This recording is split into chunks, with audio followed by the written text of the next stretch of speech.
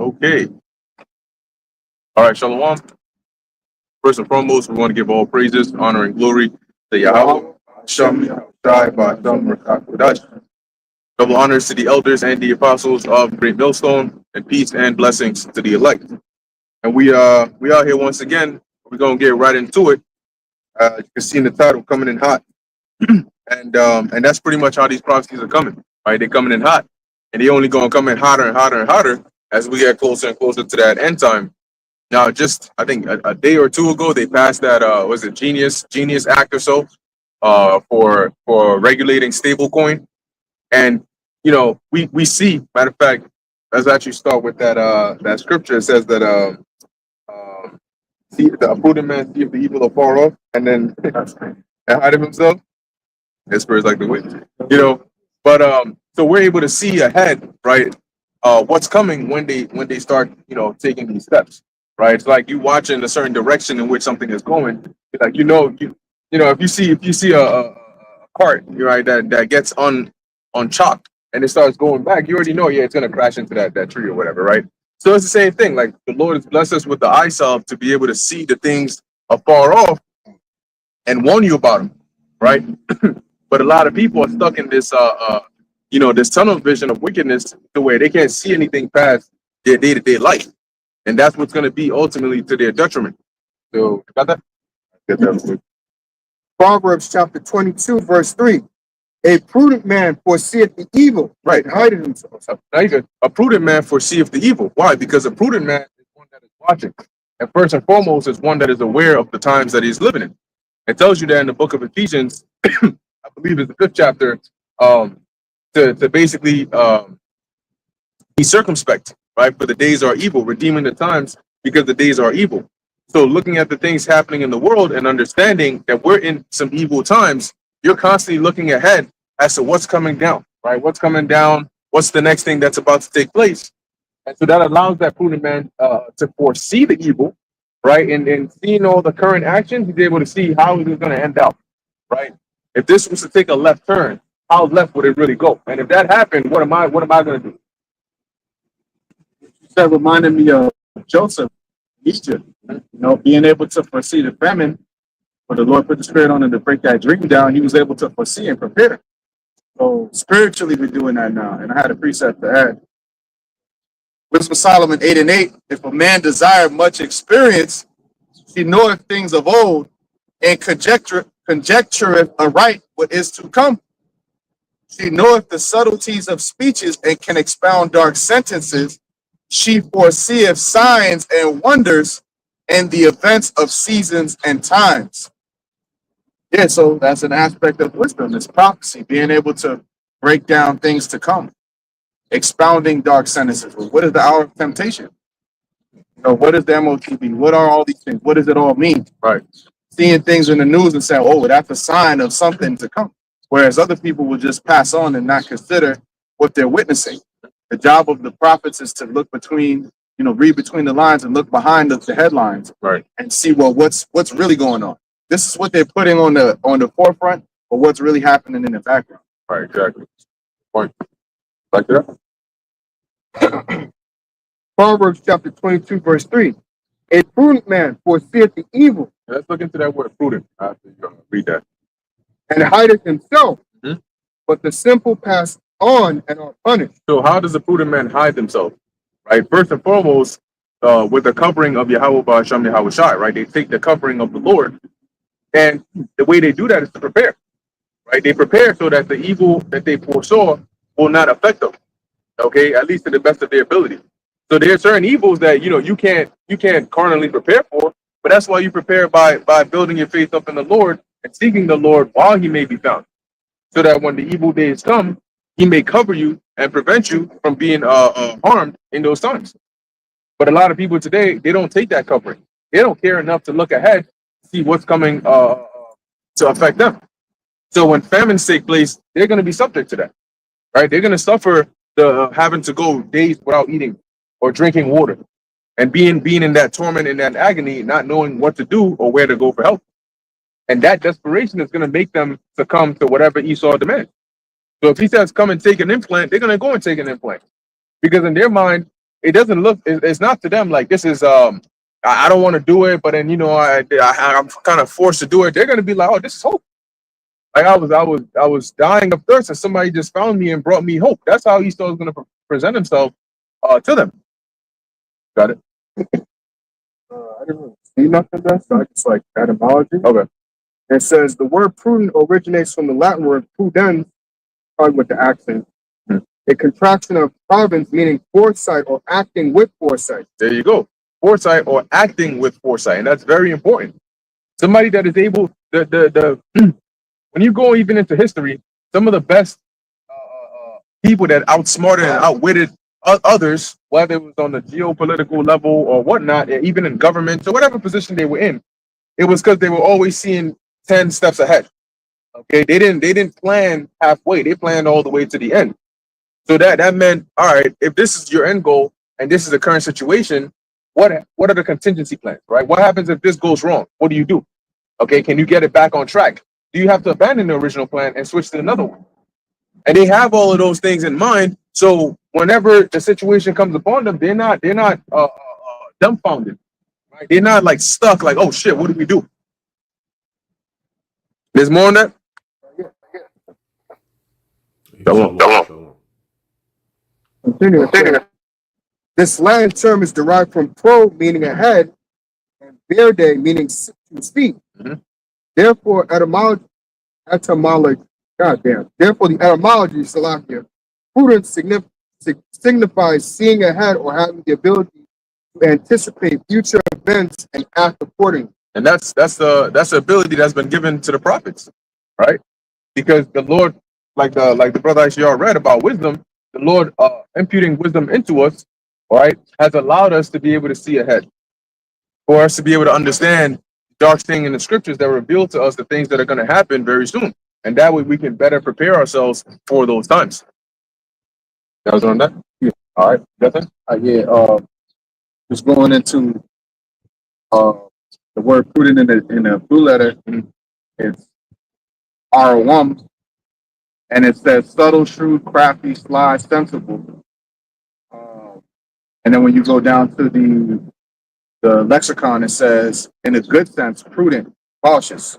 And it reminded me, because it says there's a good sense and a bad sense. Because you could be like Esau, for example, is prudent in the sense of they map things out way ahead. Right. And they looked at like their agendas. They already had this, what they want to do now. They already mapped that out a while ago. But they're prudent in the wicked sense. They're trying to destroy. Sorry. So the prudence that the Lord gave us is to be preserved from all of that destruction and the evils that they're bringing. And just when you said that, I got a precept for you on that. I know I got it actually. Psalm 64. You can start at you can start at 1, because this is an example of the prudence on the left hand side. The Most High, he definitely gave Esau that craftiness on the left hand side, and he had to, right? That's why he was more cunning than any beast of the field. He had to be like that because he was going to be the one, the chosen one, the anointed cherub to bring about these end time prophecies. Go ahead. So this is the book of Psalms, chapter 64 and 1, and it reads, "Hear my voice, O God, in my prayer.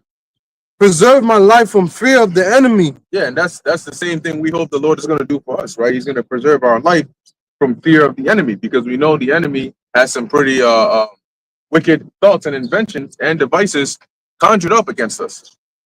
Go ahead. Hide me from the secret counsel of the wicked, from the insurrection of the workers of iniquity. And they have these secret councils, right? Before they come out with the new legislations and the new direction of things they want to go in, they have a council about it behind closed doors. That's why it's a secret council. And in those councils, they identify, okay, well, what do they want to do? How are they going to do it? And when are they going to do it? What's the time frame that they want? And so as King David said here, hide me from those secret councils, because they're going to have those councils, and it's mainly going to target Israelites. But when they try to enact it, right, the Lord should basically exempt us from that, so that we may be delivered from it, because they act on a world scale. They act on a systemic level, and we're individuals, right? We don't have that kind of power. So we need the Lord to have certain events go a certain way so that we may be preserved.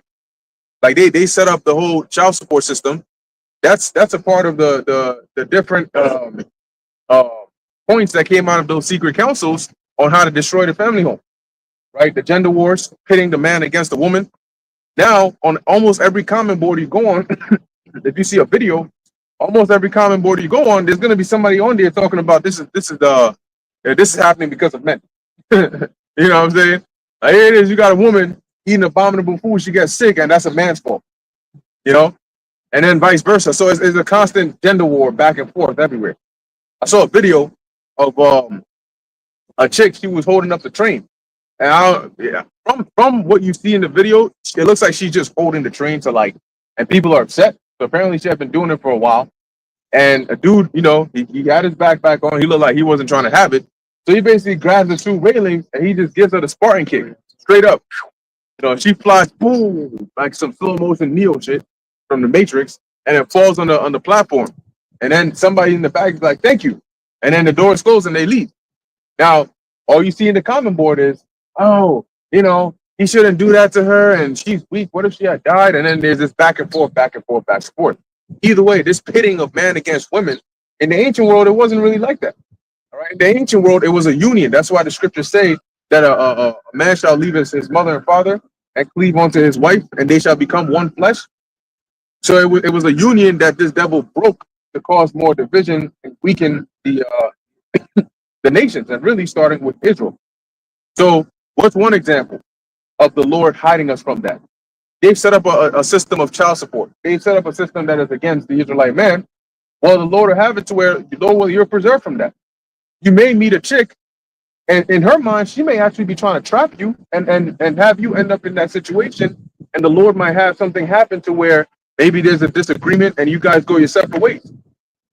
And so though they've enacted a system to where if she was able to ensnare you, you would be subject to the outcome of their wicked counsels. Now the Lord has delivered you or hid you from that. So in the hiding of the elect from these secret councils, it's not that the Lord wouldn't have Esau's plans come to pass, but when they do come to pass, you'd be delivered from it. Or you might go into court and you might win the case. Just to add to your point, we went into the word prudent, and another one of the definitions, it says slide. And when you go into the word slide, basically it's a kind of certain type of deception where you're not putting all your cards out on the table. Right? You're being secretive about certain things. So really, the elites do that, and we do that, but we do it on the opposite end. So they do it for a wicked purpose. We do it for a righteous purpose. And I have the word here for cunning, which is tied to the word sly.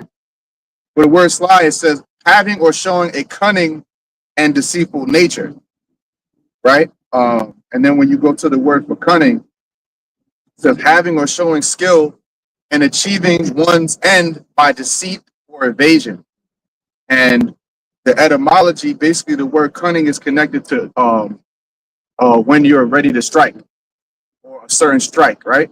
So they'll wait, just like a serpent. They'll wait, and then when they see their opening, they'll go. And in the same sense, we don't disclose everything that we're about, and that's why you telling too much to certain people could be detrimental to yourself. That's why we have to have a certain level of wisdom and righteous cunning, righteous guile. You know, in the scriptures, the men of the Lord at times they use deception. Oh, yeah. In a righteous sense, like David. When he was behind enemy lines, I believe he was amongst the Philistines, right? Yeah. And he scrabbled on the gate. He acted like he was a madman, right? He said, "Why did you bring this madman to play the fool in front of me?" But David was not really mad. He was playing the part in order to preserve himself. And sometimes we do the same. We play stupid. Right. I don't know nothing about that. Israelites, what's that about? A word? Yeah, tell me more about that. Right. You talk to certain people, because when you're going to go to your job and tell your boss, I'm a Hebrew Israelite. Boss up on him, you know, you're going to lose your job, bro. You got to have a certain level of understanding, and that's where cunning, you know when to hold back, you know when to strike, you know when to, how to deal in different situations. Prudency of us, we go to work, like you said, we don't announce it, and nor do we walk down the block on our day-to-day lives with our garments on the promote, because it's like you're targeting yourself. So, you know, we do things on the cunning side, you know, being elusive, but it's also the faith is cunning too because it's invisible. It's a weapon that we possess that's invisible, right? But it's effective to the point where to have faith is a spiritual thing. And it's a something that we see that the natural man don't see. 2/3 choose to hide themselves behind carnal weapons, uh, shelter. They like, yo, I got a crib upstate in the mountains or something. But we deal with the faith, and that's a form of hiding ourselves in the scriptures and in the truth and the power of the Most High. Yahweh Shai. Quick precept. What I'm saying is, First Corinthians 2:11, where it says, "But the natural man receiveth not the things of the Spirit of Yahweh, for they are foolishness unto him." Right. So what we think of as a power, which we hide we hide in the truth and hide it behind the Lord to protect ourselves. They look at that as mythical or something that is not worthy of doing because it's not going to save them, right? So that's what they mean. It's foolishness unto him. And it says, reading on, neither can he know them because they are spiritually discerned.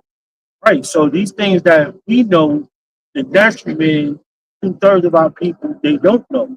And these other nations, they don't know. They look at that as like something that is unfounded, you know.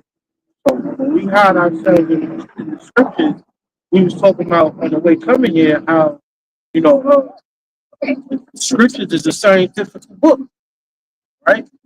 Going according to certain things that we did. Because shit makes certain fabrics, and we try to live by that. But we got on the whole linen outfit, and it has a different vibration to it.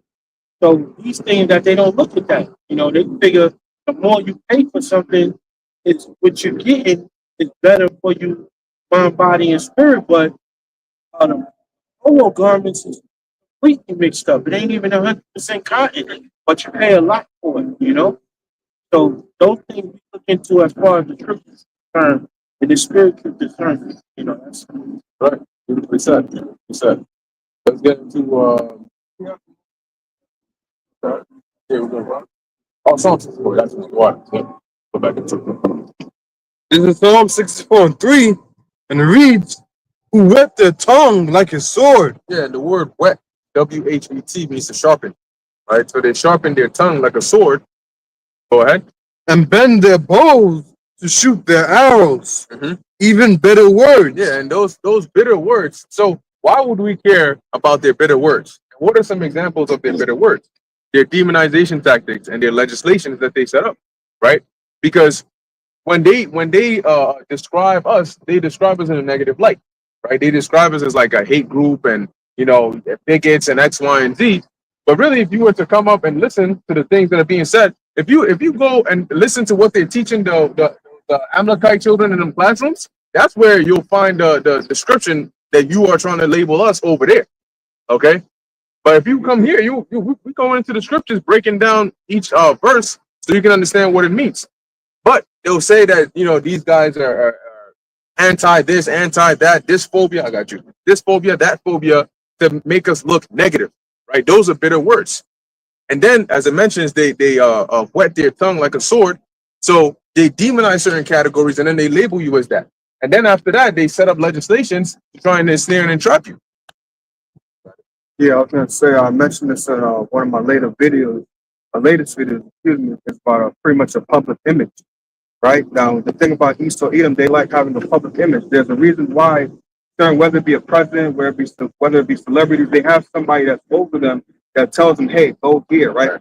Most notably, like when it calls for for them to go to like a school or whatever, right? They have to keep that public image up, that image of, hey, this is a person, a man of the community, right? He's a man of the people. Or like I mentioned, that one guy, the guy, maybe he's gonna be the mayor, Zoran Donnie. Yeah.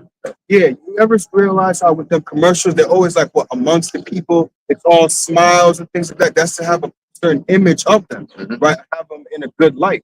But like you were mentioning, what they want labels, things like that, that is also a public image, but it's a negative image. These guys are mean, they're nasty. Look at what they do. Look at how they talk to people. When they come with this persecution, they're not going to get moments where we're breaking things down. No, they're going to get moments where maybe a brother was yelling a little, yelling at somebody. Maybe he was, his face is getting intense and he's looking at people like, and going like this. They're going to get those type of moments to have that image of, hey, an image of negativity. Yep. And at the end of the day, guess what? Which country have we bombed? You know what I'm saying? Who have we dropped nuclear bombs on? Who have we rounded up and thrown in internment camps? Who have we gone and injected them with dangerous bees to experiment? Who have we done trials on in order to come up with a antidote or whatever the case is? You've done all those things, right? Who have we put chemicals in the air that they breathe? Who have we poisoned the food that they eat? Who have we put freaking flint inside of their water? Who have we done all that to? Who do we spy on 24/7? Who do we send agents into their lives to mess with them? But yet we are the worst people on the planet Earth, and we're so dangerous. And yet you guys are the top criminals of the planet. You go and terrorize other countries. Who have we said is fabricated lies about, and then going into their country, invaded them, and bombed them? And they're like, "Yo, bro, we're a sovereign nation. We don't need you up in here." But when we speak on that, we're the evil ones. Yeah, I was gonna mention real quick, without saying the word, but they're gonna label us T's. But think about it, you've had T's here for almost 30 plus years here in America. You ain't do nothing to them. They're so dangerous, but y'all ain't do nothing to them. Right. They ain't do nothing for 30 plus years. How long has this ministry been going on? I'm just gonna say for 30 plus years, I ain't do nothing to them. What's up with that? Maybe they ain't that dangerous. Yeah, but it's the information. It's the information that's terrorizing them, and that's why they want to come against it. But that's because it's really from Yahweh Ba'Shem Yahweh Shai. Get this up and down there. Yeah. Yeah, I was just going to say, laying back in on Salaman's point, that's why they have to fabricate things. That's why they're making shit up to demonize us, because they don't have anything on us. The agents, whoever they have assigned to look at us, they're like, man, this guy lives a boring life, bro. Right. He just goes out, teaches, he's doing these lessons, he goes to the gym, he goes to work, he goes home, like, damn, like, give me something to work with. We ain't giving them nothing. The spirit and power of Yahweh Hashem Yahweh Shai. That's why the scripture says, I forget how it's phrased, but basically that the ministry not be blamed, that we mind how we move. Because, ultimately, it's not just us. It's not just you on the line. It's the men that's all around you and all of us that are a part of this. Right. That's on the line. So we have to work like, man, if I do something bad, it's going to be a stain on all of my brothers around me. Right. Yeah, and that's a very good point. Thing about us is like an umbrella. So one person do something, it's like the whole nation will look at that one person and categorize. So when y'all fallouts and y'all bug outs do stuff, man, y'all don't know what kind of stigmata y'all put on us, man. People look at us, first thing they say is, oh, y'all them guys with the purple shirt. We got to quickly correct them, like, no. And it's a whole process of us doing that, because we like, no, their problem is with how they teach it is watered down or diluted. And, it kind of discourages us, other people that want to come in. So the best bet is to stick to the basics and don't try to be glorified and trying to make this a Americanized nation, because we're not American. We're a nationality that a chosen people. That's right. Yeah, they told us that. Yeah, well, we are legal citizens, but according to the bloodline, we're a nation of people that are black folk. So we come under the disguise of like, look, okay, y'all got whatever. We follow the rules. We don't do nothing. That's keeping it basic. All right, it's sticking to the scriptures. Nothing outside the doctrine. And it ain't no such thing as you ain't this movement of ours, right? Right? This ain't no movement. This is a nationality. You can't give up your bloodline. Right? Only Esau did that, and that was the worst thing that he could have done. All right, that you sold your birthright is the worst thing that you could do. But we not doing that. Not a wave, it's an ocean. Yeah, he's just looking for a way to justify him not being a part of it. Um, that's all. That's all it is. But I mean, we saw it coming from a mile away, right? The apostles, brothers, been saying it for a long time that it's just a matter of time. How many times did you hear the elders say the Lord's going to break that group up? He's going to break up that group. He's going to break up that group. And where they at now? They're gone. Dismantled. You know, so the Lord never fails when it comes to that. Listen, I was meditating on this last night. What I'm about to mention. I knew he was going to come up as well, but like something I was thinking about, he could be used during the time of persecution. Oh yeah. And the reason why I say that is because essentially he's been known, or he's put himself out there as a guy about money. So he could just be going out there, or Esau could use it. Because think about it. Yeah, Esau hates our people, but it's like, you're already dead. So it's like, and when I mean dead, meaning spiritually dead. So it's like, why do I have to kill you? No, I could just use you to get your other people as well, right? Because it makes no sense to kill you when you're more useful to a degree, a lot. So, hey, he's a person about money. So, hey, he could be used during time of persecution. Hey, roll up on something. Find me such and such. Hey, you may know Hebrew Israelites, you may have their numbers. Hey, maybe trap him somehow and make a call him to come somewhere. I don't have the idea entirely up here like that, what could happen, but he could be used essentially for the persecution to, like, hey, toss him some money and he'll ride out on some people, roll up on some people. Of course. Like in that TV show,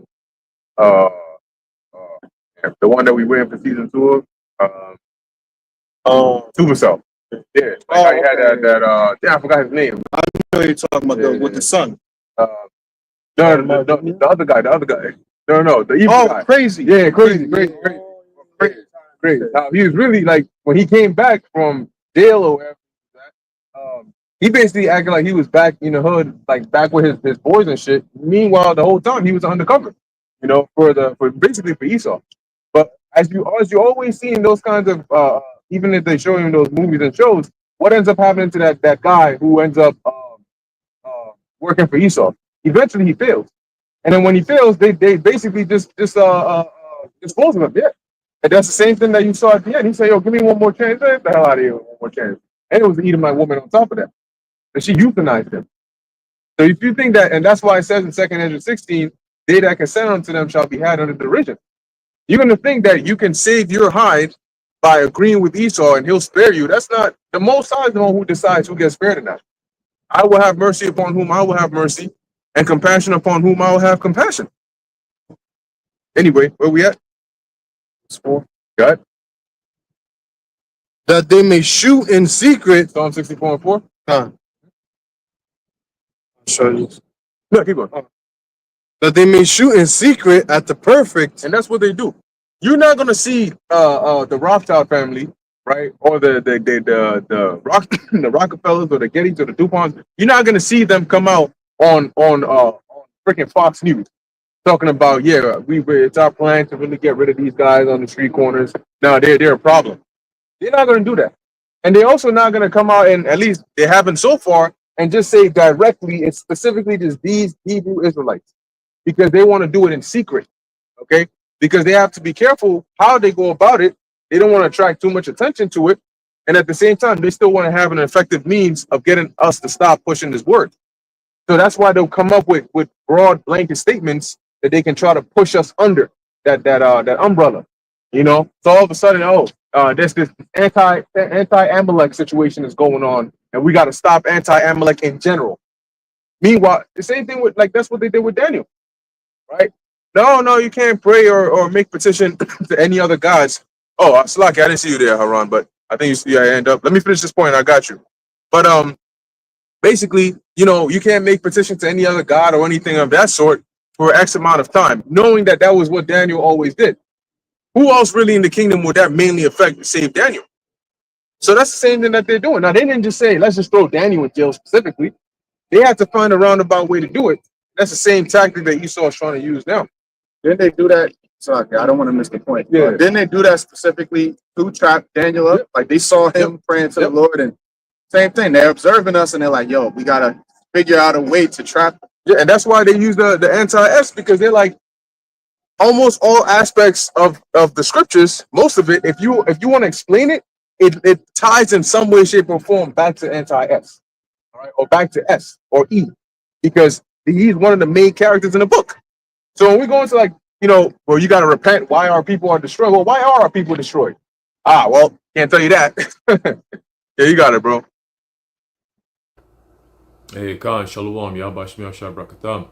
Y'all can hear me all right? Yep. Khan, beautiful. And yeah, the point that you were making in regards to Psalm 64, all right, where it says that they shoot, suddenly do they shoot at the righteous?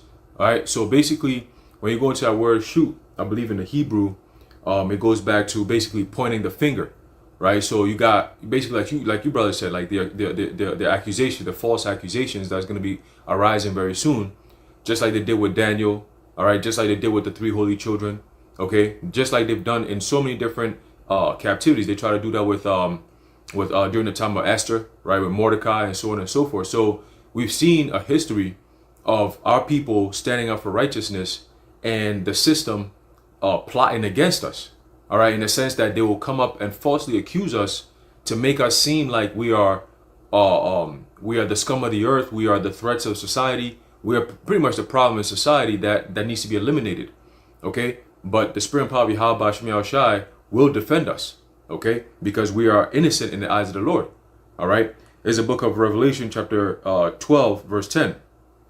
It says, "And I heard a loud voice saying in heaven, now is come salvation and strength and the kingdom of our power." See, like you were saying, these kinds of words that we're bringing out will always sound like anti-Sem, because the center of our doctrine is the return of our Lord and the establishment of the kingdom of Israel. Okay, and with that comes the destruction of this place, right? A new system being set up, a new heaven, a new earth, right? The enslavement of these nations, all right? So them being subject to our laws, statutes, and commandments, all right? All these things, when you culminate it, it sounds like it sounds like what they say, anti-Semitic. Why? Because they are the ones who are ruling. So if they're the ones who are ruling, and we're saying that there's a ruler coming to uproot them, then that it's a threat to them. So in order for them to be justified in what they're going to do to us, they have to create a narrative. They have to come up with a narrative, all right, and push it to the world to convince them that, yes, these men are the problem and we have to pay attention to them instead of them, right? Because all fingers are pointed to them now. All eyes are on them. So they have to divert the attention just like they always do. Okay, deception, all right, being in secret, okay, death, destruction, all these different things. Okay, so it says here, it says, "And the power of his anointed, for the accuser of our brethren is cast down, which accused them before our power day and night." Okay, so the same concept of being accused is what's written in Psalm 64, where it says they shoot, all right, even bitter words. Okay, those accusations, those fake, false, made-up narratives that they're going to be using against the men of the Lord to persecute us, man. Okay, but Yahweh Bashim Shai, being the true and only God there is, he's going to be on our behalf, man. That's why he said, even when they arrest you and they take you in and they imprison you for 10 days, all that, just be faithful unto me and I'll take care of the rest. Okay, and if that's all we got to do, then, hey, we've been faithful to the Lord now. When the time comes, it's just basically saying, just finish what you've been doing. You've been doing this whole time. There's nothing new. All right, the Lord's not going to switch up on us and now it's like, oh man, Lord, what do I do now? No, everything we've always been doing this whole time, that's why it's called trial phase. Everything we've been doing, all right, that's kept us alive till now and enduring and serving the Lord. When the time comes, we're just going to keep doing the same thing. All right, keep your faith in the Lord, keep believing, and he's going to take care of the rest. You don't got to do anything extra than that. All right, just keep your faith in the Lord and he's going to take care of the rest. All right, but you got it, bro. Yeah, and that's a very, very crucial and important point to always remember. Just keep your faith in Yahweh Ba'ashem Yahweh Shai and let him take care of the rest. And as simple as it sounds, that's some of the hardest things for people to do. You tell somebody to just do one thing, and they find it somehow the most difficult thing for them to do. Like in Saul, when all he had to do was go to Gilgal? Oh, yeah. So, Yeah. All he had to go do was wait for Samuel, but nah, he went to go and do the sacrifice, and Samuel came right after, like, oh, there you go. Just wait. And that's gonna get a lot of people messed up in these times too. Some people you just I think that's the same thing with was it Jonathan, the one who wanted to get a name for himself in the book of Maccabees, when Judas told him, just wait here, we're gonna go and take care of business and come back. He wanted to be Mr. Popular as well. Well, he was popular, but for the wrong reason, you know, ended up getting squatted on, you know.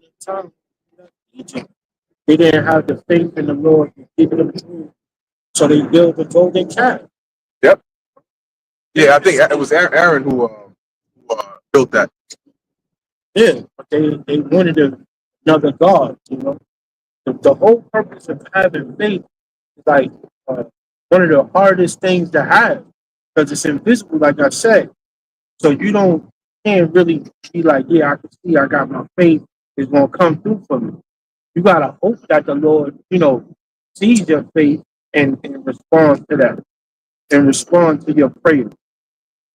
So when you're praying, you have the faith in the Most High to get you through whatever you're going. But that faith is like the main, a key element to the truth and worship. That's it. That's it. Very good point. So let's go back to Psalm 64. This is Psalm 64:4, and it reads that they may shoot in secret at the perfect. Suddenly do they shoot at him and fear not. Yeah, suddenly do they shoot at him and fear not, because in their minds they think they have it all in the bag, right? They think that pretty much it's going to go in their favor. But we know that according to prophecy, that's not how it's gonna play out, right? It's going to be in the favor of the elect. They encourage themselves in an evil matter. They commune of laying snares privily. They say, who shall see them?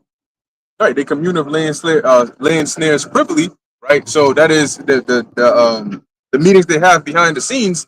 Once again, like I said, you're not going to have these elites come up on Fox News and say, hey, I'm Jacob Rothschild. Who are you televising for? You know, and freaking Hebrew, Black Hebrew Israelites. They're not going to come out and do that. Okay, their power is in secrecy. So they need to now behind the scenes, and that's why there's such a long chain of command, right? From when it comes up from the major top elites, and it's not just one man, it's not just Jacob Rothschild. We just use that as an example, but it's different families, right? So different rich families from different parts that are running this shit. Okay. And so they give those, that's why they have councils, so they all agree from their different heads or whatever. And then they're like, all right, let's go forth with this plan. And they enact it in different countries, right? In different ways, but it's all for the same goal. Okay. So by the time it gets to say like the House, right, or Trump's desk to sign it, by that time, it's been down so many chain of command. You know how many people that Trump has to go through? Like how many people there are before he even gets to your president? Yeah, you'd be surprised. People think that the president is like some high top guy who's like calling the shots. Do you know how? Like if you were to look at the pyramid, he'd be close to the bottom as well. All right, because he is just a face.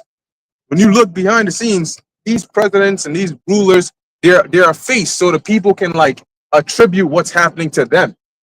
But they get their orders just like everybody else. So that's why these devils, it's like hiring a hitman. They send it out in secret, and then they have the front and footmen enacted. Like you're saying, it's just a face, or any of them is just a face for the people. Something for the people, for the elites to pretty much speak to. But like you mentioned, he's just on the low level. Like you mentioned, there's I think they call them like think tanks. So it's like there's levels, like you were saying, to it. At the top is the elite, but through it, it's like, hey, you might have those who are under the elites, right? And then it keeps going down and down. And then Donald Trump, or whoever may be the president, is at the lower level for the common people. That's right. Right. Everything has a hierarchy to it. That's right. Got it? Verse 6, they search our iniquities, they accomplish a diligent search. So you might ask yourself, right? How is it that, like Shalimar just said, the think tanks, right? How is it that they're able to, when you go and you read the letter between Mazzini and Albert Pike, you know, it talks about the plan for 3 world wars. And that goes into World War I, World War II, and World War III. And when you look at their plans for triggering a war, and then what they expect to happen after that war is triggered, You wonder how do you, because these are on a nationalistic level. Like we're talking about something that they are setting off in one country, which is going to have an effect over numerous other countries. For example, the spread of communism. So you got to ask yourself, how is it that they were able to set this in motion? Now, of course, you have the Heavenly Father that basically gave them the credence to do it, but they used, people like they'll seek out because these elites themselves are they're not the smartest people in the world, right? They're not the ones who are coming up with these elaborate plans. They just tell you what they want, okay? Just like a CEO, like freaking Google or even OpenAI. People look at Sam Altman and they're like, yo, this guy's a genius. He knows a little bit here and there to get the idea of obviously what his business is about, but he's not going to be able to explain to you how ChatGPT works. He's not going to be able to explain to you, and what I mean by that is like the intricate details, the actual code that is written there, the neural networks in detail. He's not going to be able to do that because that's why he hires people to do that. Okay, so that's what these elites do. They'll say like, hey, this is the plan that we have. This is what we want to accomplish by this time. Find us the best scientists. Find us the best neurologists. Find us the people who are best at subversion, right? The people who are best at manipulation. The people who are best at influence, media. And if you don't have some, create some. And that's why. And then so you have certain sectors whose job is to scout possible new recruits. Okay, so people who are basically like these young artists that come up, they'll scout them and they'll say, okay, this person looks like they got some traction. This person looks like they they getting the following over there. Let's reach out to them. And of course they're gonna want to buy into it because all the people that they grew up listening to, they want to be like them. So once they buy into it, then they realize I got you. Then they realize, oh, this isn't what I signed up for, but it's too late because you're just being used as an influencer to further the agenda. You're just one piece of their puzzle. Okay. So that's what they do. These elites themselves, they're not the ones who are, the master manipulators, but they hire those who are master manipulators to then get the job done for them. Yo, can I mention, I have to search up the name of the video, but Elder Yashwamba did a video on it, I believe this week. And essentially, it was like an hour-long video. And they mentioned essentially in that video that how your kids are being scouted since they go into school. Yep. It's not something like maybe in college, but all them SATs, all them tests, everything, that's them scouting your kids to see. Because I think the way they explained it, they said they can tell which kid, the future of the kid, who's going to be something, who's going to be have a bright future, who's not going to have a bright future. So that whole school education system, you think you're saying your kids have an education to get a good job? Oh, no. That's all for scouting your kids so that way they can, if they see that there's any use for your use in your kids for them, they can now draft your kids for to them. Oh, my bad. Did I say? Oh, no. I usually say everything. They usually just use that to draft your kids pretty much. So it's the same thing like how you have like with NFL, right? You know how your players get drafted or scouted by the NFL or maybe for college? It's the same thing as just doing it for the kids. Yep. Right. And that's where the whole concept of what was it, colleges and so on and so forth, universities, when you go back during around the time of the shortly after the inception of the Illuminati, that's what they were using to recruit people. They'll look at who are the top scorers and so on, and then they'll recruit them into it because at that point it was a secret society, right? Just like you had many other secret societies. And so they would recruit them in there. That was really the whole point when they created those systems. It wasn't for, I got to go to college and get a college degree. And then that shows that, why do you think it's called a degree, right? It shows that, I am a certified civilian who is now capable of X, Y, and Z. You're really not, because majority of people today walk around with college degrees and they act like dumbasses, right? They don't understand that. Common sense is that, I'm saying, like, you went to college for 4 years and you came out without common sense.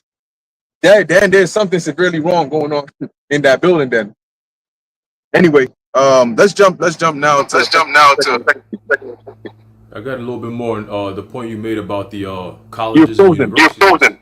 Like we can hear you. We can hear you, but you're picking it. Hold on, let me see. Is it back? Yeah, now it's behind. Oh But boy. yeah, now All just right. go ahead. I still don't pick up anywhere. Yeah, con. So going back to universities and the colleges and stuff, that's why you have the word campus, right? Campus is a ground for battle, right? Soldiers go to camp, right? You're practicing your skills and so on and so forth. All right, that's why we use the word camp. We're going to war, right? So it's a spiritual war, but on in the worldly side of it, it's a place where you have a lot of what they call students, okay, who are ready for indoctrination to test off on each other to see who are the best and brightest that can be given scholarships, right? And scholarships then end up opening the doors for you to enter into fraternities and sororities and so on and so forth, which then branches you into the real world of the so-called hierarchy in this society. All right, so all these different people that may think that they have some type of high level, high class, and so on and so forth, they're all part of the system. All right, they're indoctrinated to be a cog in the wheel to keep the system going. But when the time comes, they all gonna be rounded up too. Okay, because that's why these elites keep coming out and telling you that AI is going to take your jobs, because now they found a way to circumvent, all right, the working class, and then make you dependent on them. You see, and that's the step that we're in now. So there was something called the Rhodes Scholarship, right? The Rhodes Scholars, all right, and that was a big thing. It still is. Like, it's very prestigious in school and so on, scholarships and so on and so forth.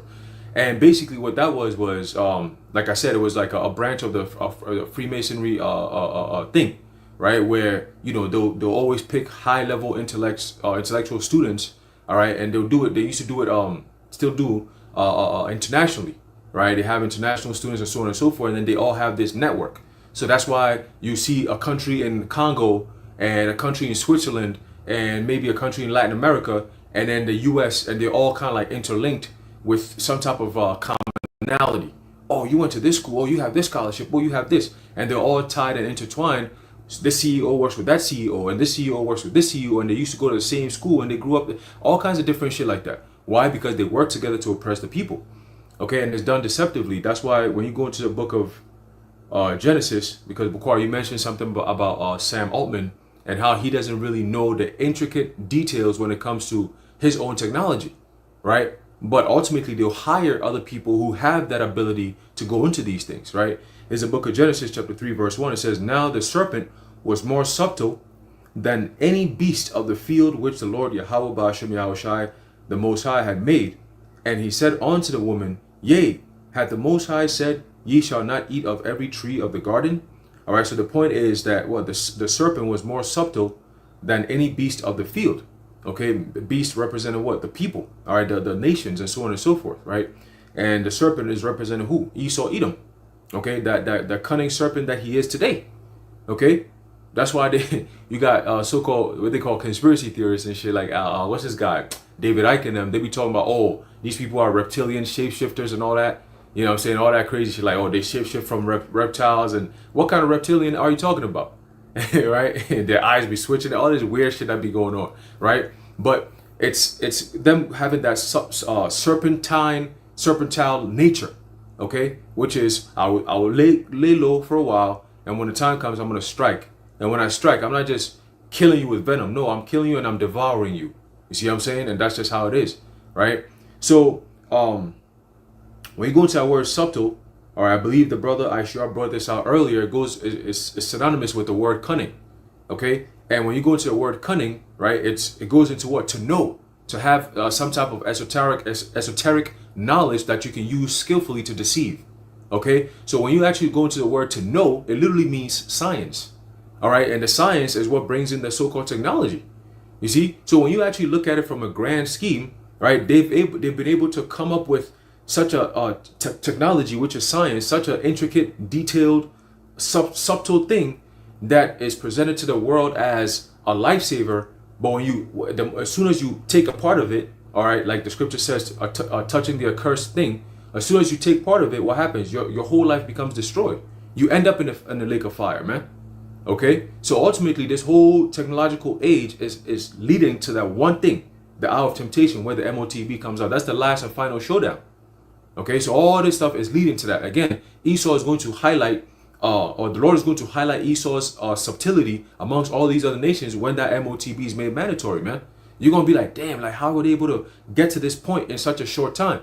It's because the Lord is going to give them another gauge that they can kick into, another gear that they're going to shift into that's going to speed everything up, man.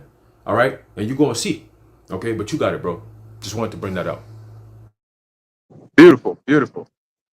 Yeah, and then maybe just like close the app and come back so that your video will be in sync. Yeah, come Oh yeah, 2nd Ezra 16. Let's jump into that. So this is the book of Second Ezra, chapter 16:1, and it reads, "Woe be unto thee, Babylon and Asia! Woe be unto thee, Egypt and Syria! Gird up yourselves with garments of sackcloth and hair, and bewail And your..." garments of sackcloth and hair. Ezra is saying that as a sign of mourning. Prepare to mourn, because the calamities that he is seeing are going to affect them as well. Primarily Babylon. Okay. And when we say Babylon, yeah, I think you're good. Yep, you're good. When I say Babylon, you got it? When I say Babylon, I'm referring to the inhabitants of the land. Okay, because they have that arrogant and proud spirit about them that the Most High said that what he's going to bring down. Okay. Right. Got it. "And bewail your lands and mourn." Yeah, and this place is absolutely corrupt. You know, I was telling Haran like a couple of days ago, I was like watching some throwback music videos. Like when you listen to music, like even some of Akon's music from like years ago, like 15, 16 years ago. Water. And you look at how the people dressed, you're like, damn, like, you know, people actually dressed more normal, right? Like you would see men and women, like they have like jeans, they have like a shirt, you know, like, you know, the style was different back then. It was more casual and chill. Nowadays, you got dudes walking around with some tight ass pants, you know, you got women walking around with their asshole out, quite literally, okay? They walk around with that skirt that's mad short, and every 2 seconds, they're just pulling it down.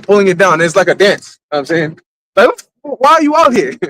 You know what I mean? Like, Yo, did you see the video this guy Little Baby yesterday? I don't know if y'all brothers seen it. Mad gay, bro. This nigga came on stage and he got like a short jeans short on, and the bottom of it is cut up, and then he got the top of his knees, he got tattoos on there. I'm like, this nigga look like a whole brand new bitch, bro. And then he got a pink belt. They got a pink belt and some like see-through, like a fishnet shirt.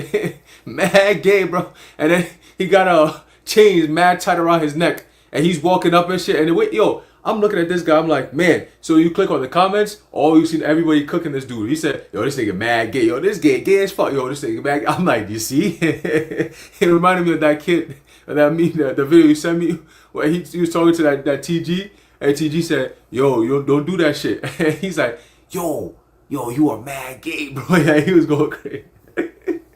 But yo, this guy is popular, right? To modern day today compared to Akon and them, or 50 Cent back in the early 2000s.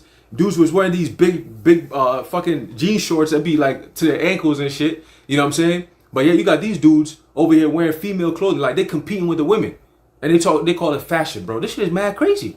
You know, he got knee tattoos above his right on his thigh. Like, dude, what kind of shit is this?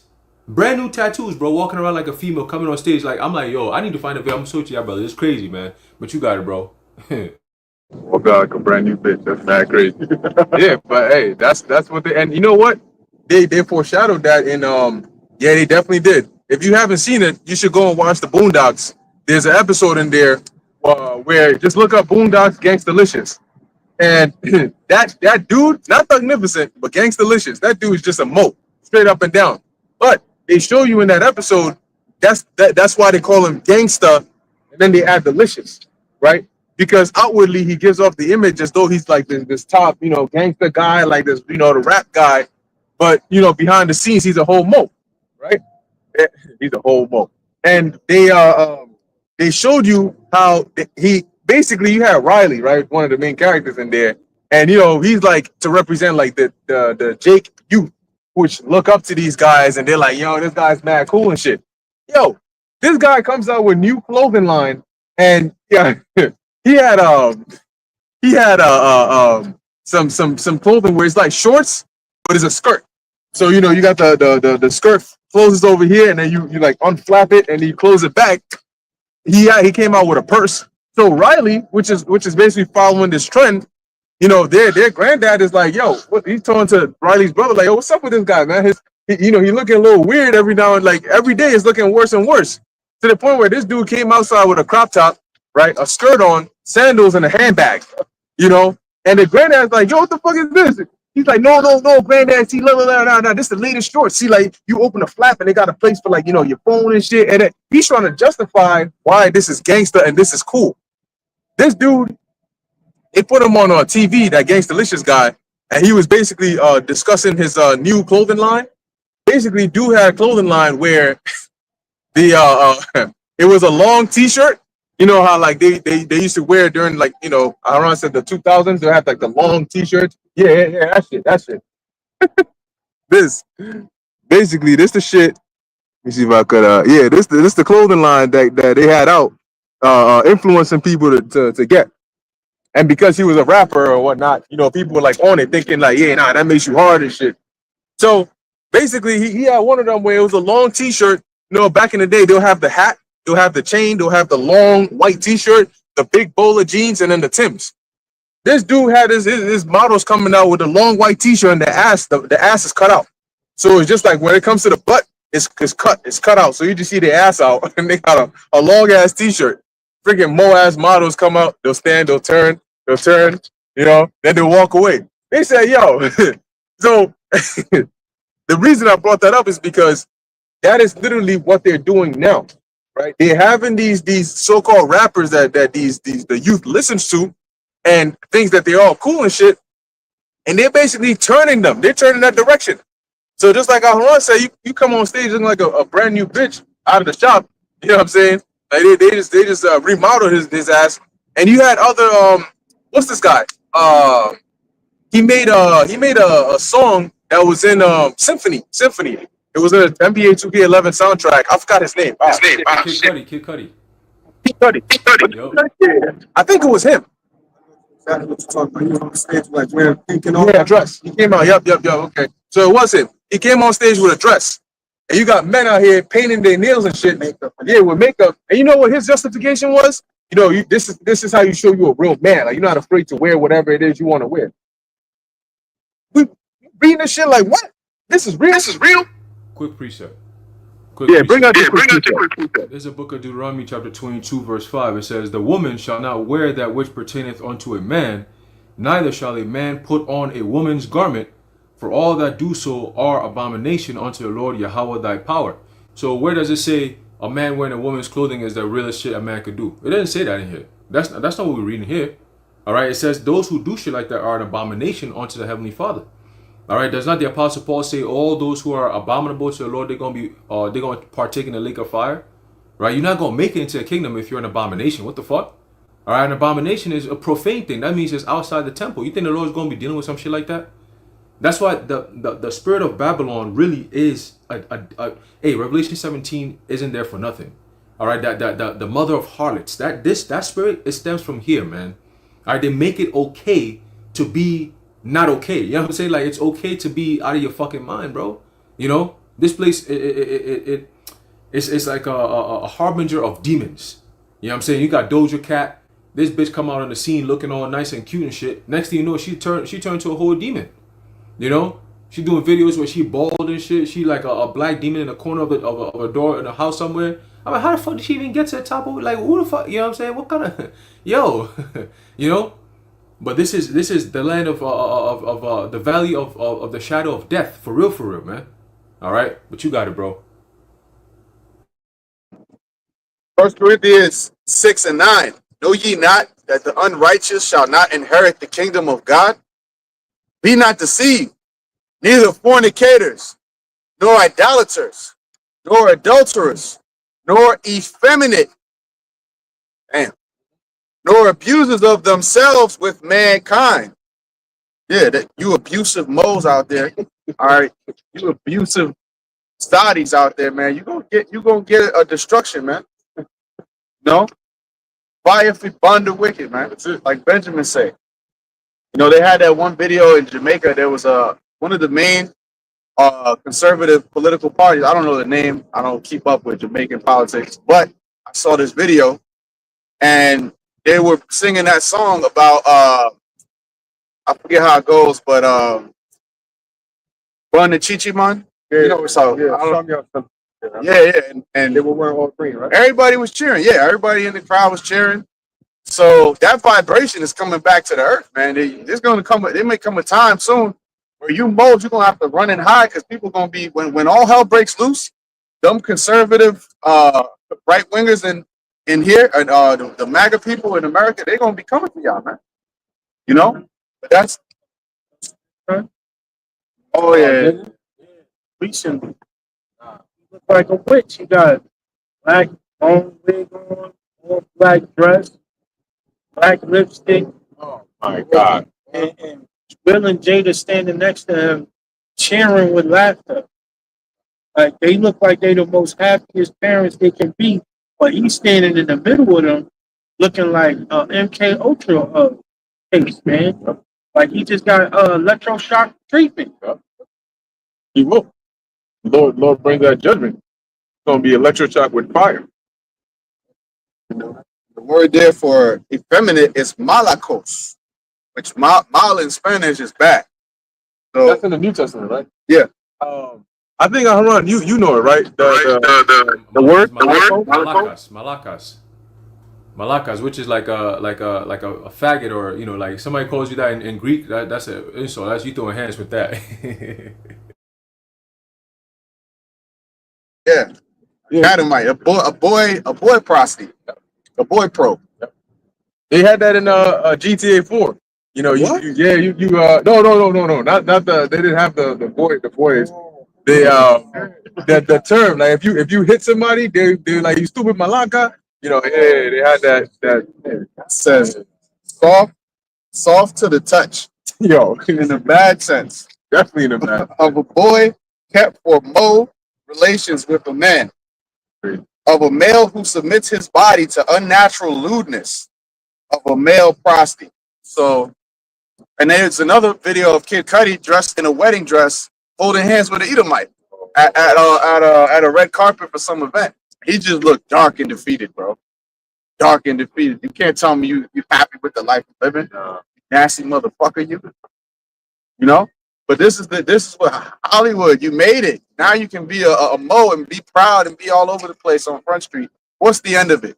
You're gonna melt in the lake of fire. Hell yeah. It's gonna be real bad. Anyway, let's get back to that second Ezra 16.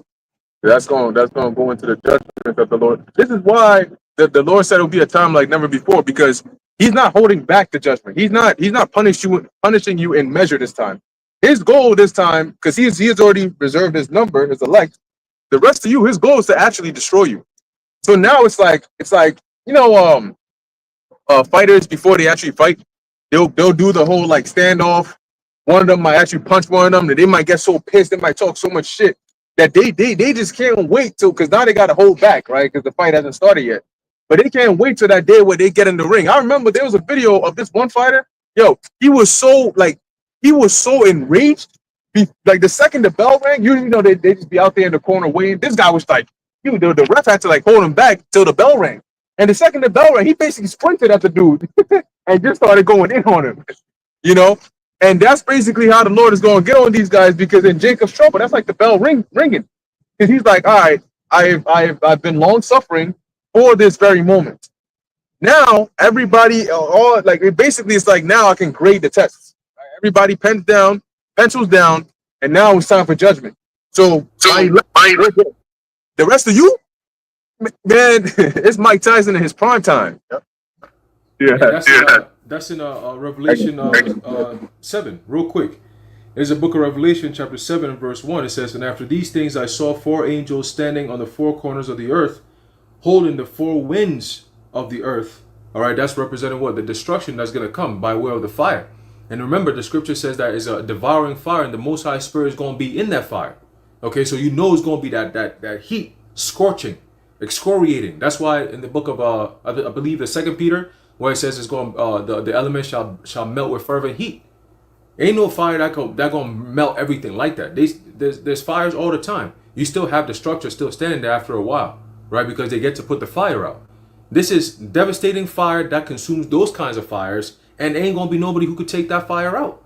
So you can imagine what's gonna be happening here in America. That's why it's gonna look like a lake of fire, man.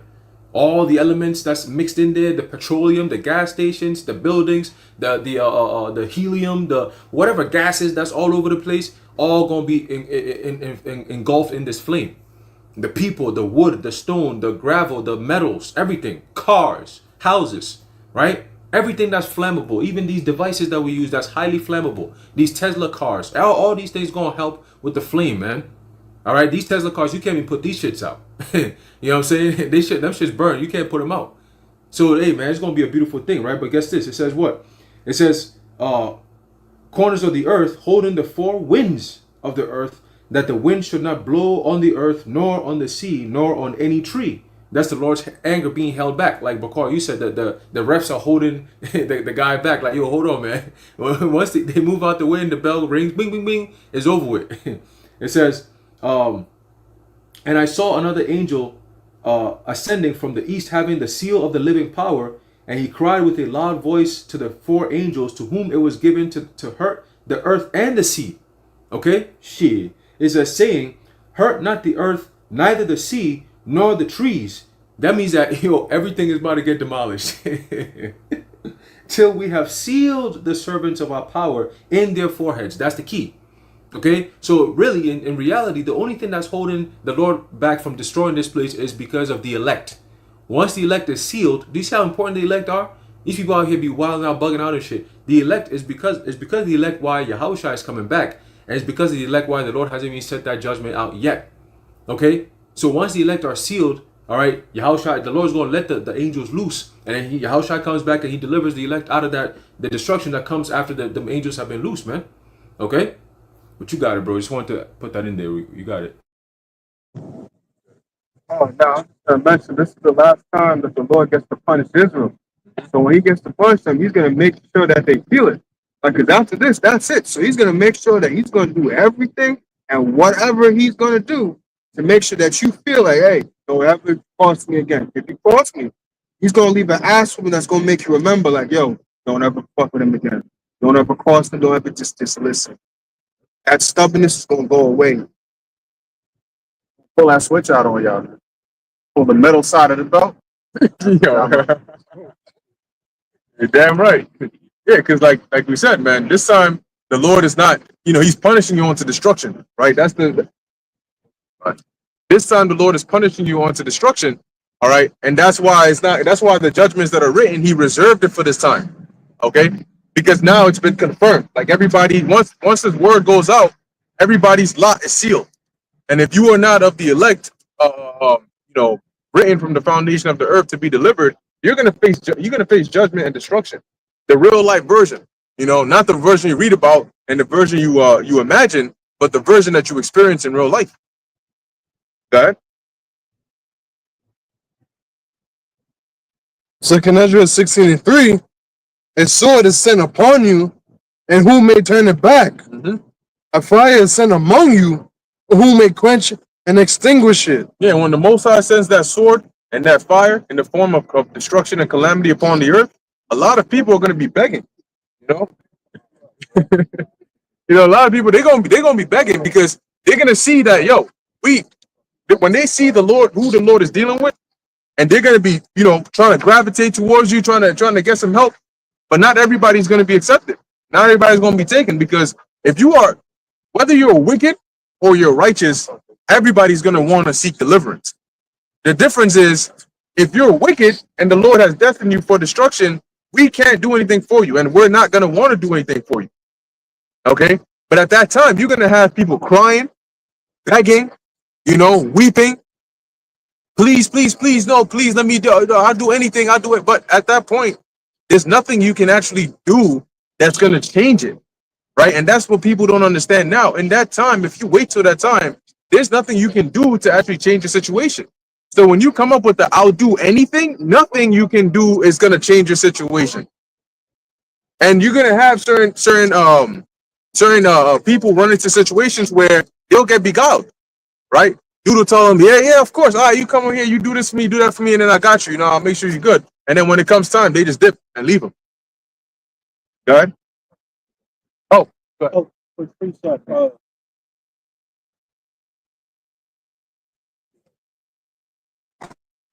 Yeah, so there's nothing nobody's gonna be able to escape the Lord's judgment, man. And the whole world is gonna see, that he's gonna be meaning business. It's gonna be a great day like none other before.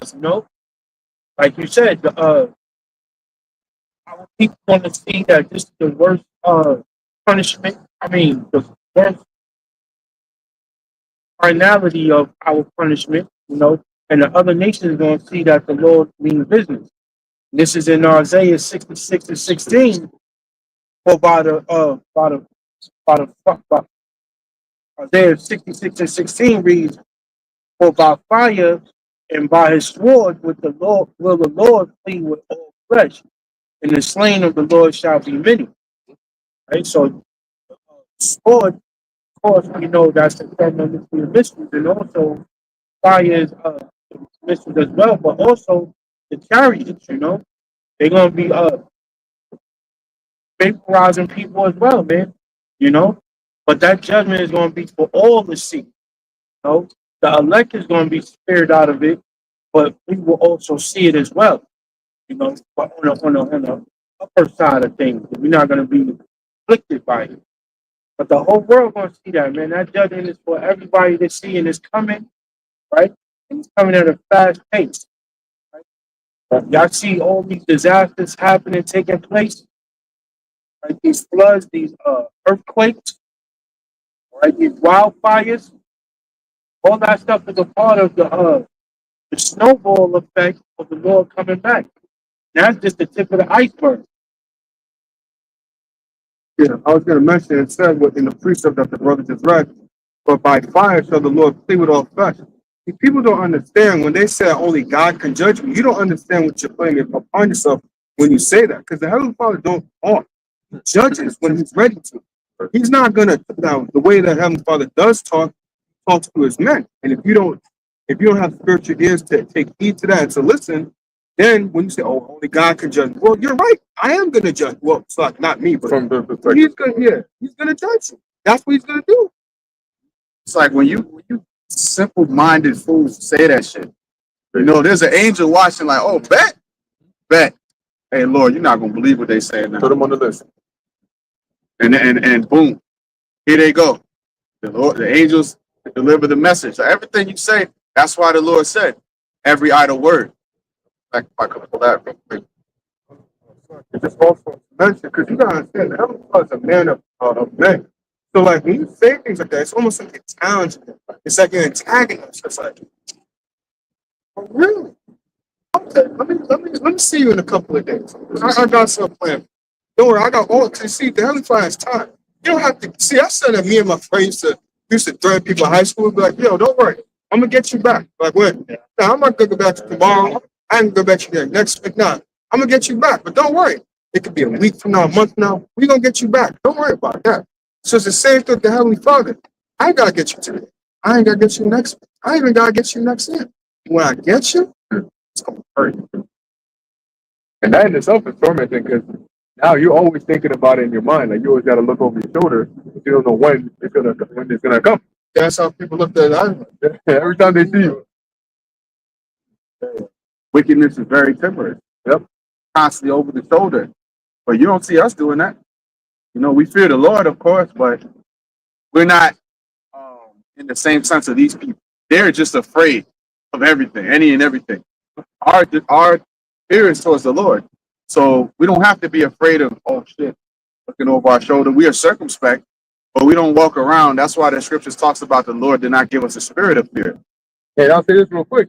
And I got you. It makes sense why the scriptures say fear the Lord, right? Fear the Most High, because And then that's why I said it's the beginning of wisdom, because when you understand, you truly understand, you realize that the only one to fear is the Most High. If a wild tiger breaks loose and it starts running down the street right now, your fear is, if I'm good with the Lord, I'm good. I'm not worried about this thing. You know what I'm saying? Through the Spirit of the Lord, I'll be able to just tell him to calm your ass down. But if I just did some wild wickedness last night, my heart is beating as faster than, you know what I'm saying, freaking the craziest rock band, because I know that the Lord can be very easily say, yeah, nah, you losing at least a finger or two. You know what I'm saying? Sorry, buddy. So the fear is that the Lord might be upset with me and he might have this thing actually harm me. Not the thing itself. The thing itself don't do shit. You know, it's the Most High that determines what it's going to do or not. That's why you fear the Lord. Fear ye not me. The Lord said, fear ye not me. It's crazy. Matthew 12:36. But I say unto you that every idle word that men shall speak, they shall give account thereof in the day of judgment. For by thy words thou shalt be justified, and by thy words thou shalt be condemned. So everything you say, you know, you're going to have to be, everybody, including us, is going to have to be held accountable.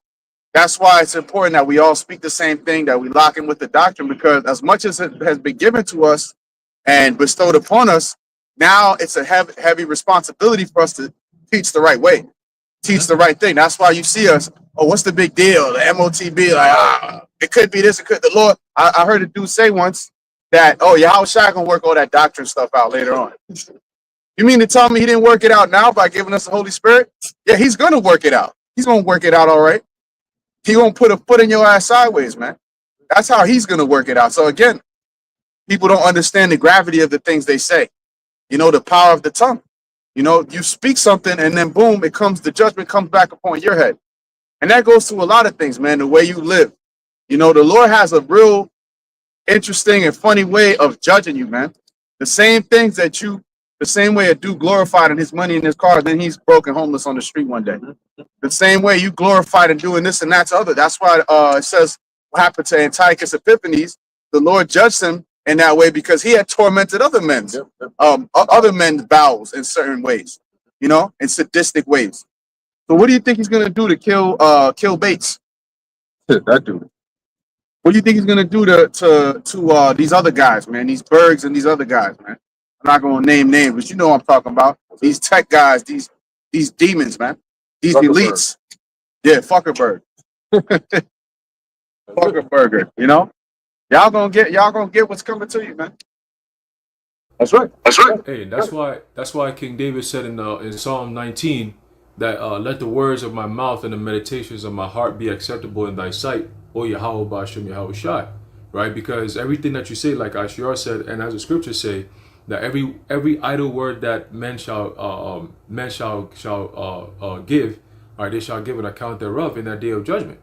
Right? So every idle word that you utter, you know, just a few days ago, you had this other guy, a brother, right, who, you know, was cursing out the elder, okay? And brothers did responses on that, you know, going into how out of order that is, right? And you also always got to remember that it's not just, you know, your personal life and how you deal with people in the world, but also people in the truth, brothers in the truth. You know, remember, we're serving Yahweh Ba'ashem Yahweh Shai. So, you know, when you just speak out of emotion, you could really offend somebody who's highly favored in the eyes of the Lord, and that could be a problem for you. You know what I'm saying? You might still be a man of the Lord, but the Most High might just jack you up, mess you up, you know, stress your life out a little bit here and there, just so you know that, damn, man, I went overboard with that. I shouldn't have even said that. That came out of left field. You know, so always remember that. King David said it. You know, we always got to keep that, you know, in our forefront, the forefront of our heads when we're speaking, okay? Because you got people who actually listen to what we're saying. You know, and their lives, decisions that they make, it depends on what we say.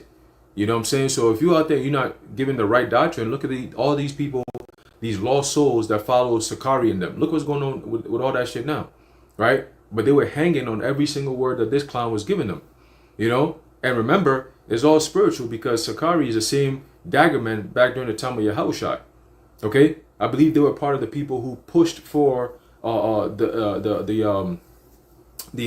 difficulties that Jacob was going through during the time of the siege, okay? You know what I'm saying? So it's like they're all coming back in their lots doing the same exact thing. And the verbiage that they use, the words that they use, look, is all coming and falling upon his head. You know, all these years cursing out the apostles, you know what I'm saying? Like all these different things that he's been doing. Now look at his end. Okay, and that should be a cautionary tale to all of us that look what the Lord could do to you. You know, when you talk out of terms, especially against his elect, all right, who stands so stiffly for his name. You know, look at all the people of old. When you read the New Testament of what they were, what kind of judgment they received when they came against the apostles and disciples. So you don't think the same thing is going to be happening now, right? Remember, the apostle Paul reserved, Hymenaeus and Alexander, that he reserved them unto Satan, right? All those people are what is known as anathema maranatha. They were designated and set aside for destruction and judgment. Okay, so hey, just like Shalimar, you were saying, the Lord is going to get you some way somehow. For all we know, this guy Al-Azhar has been doing some wicked ass shit in his past incarnations. The Lord's like, I'm gonna wait till the last day to get your ass, right? I'm gonna let you come into the truth, thinking you on some high level. You're gonna do your own thing for years. You're gonna get proud. You're gonna be on a whole nother level, and then I'm gonna bring you down, and I'm gonna mock you while I bring you down, man.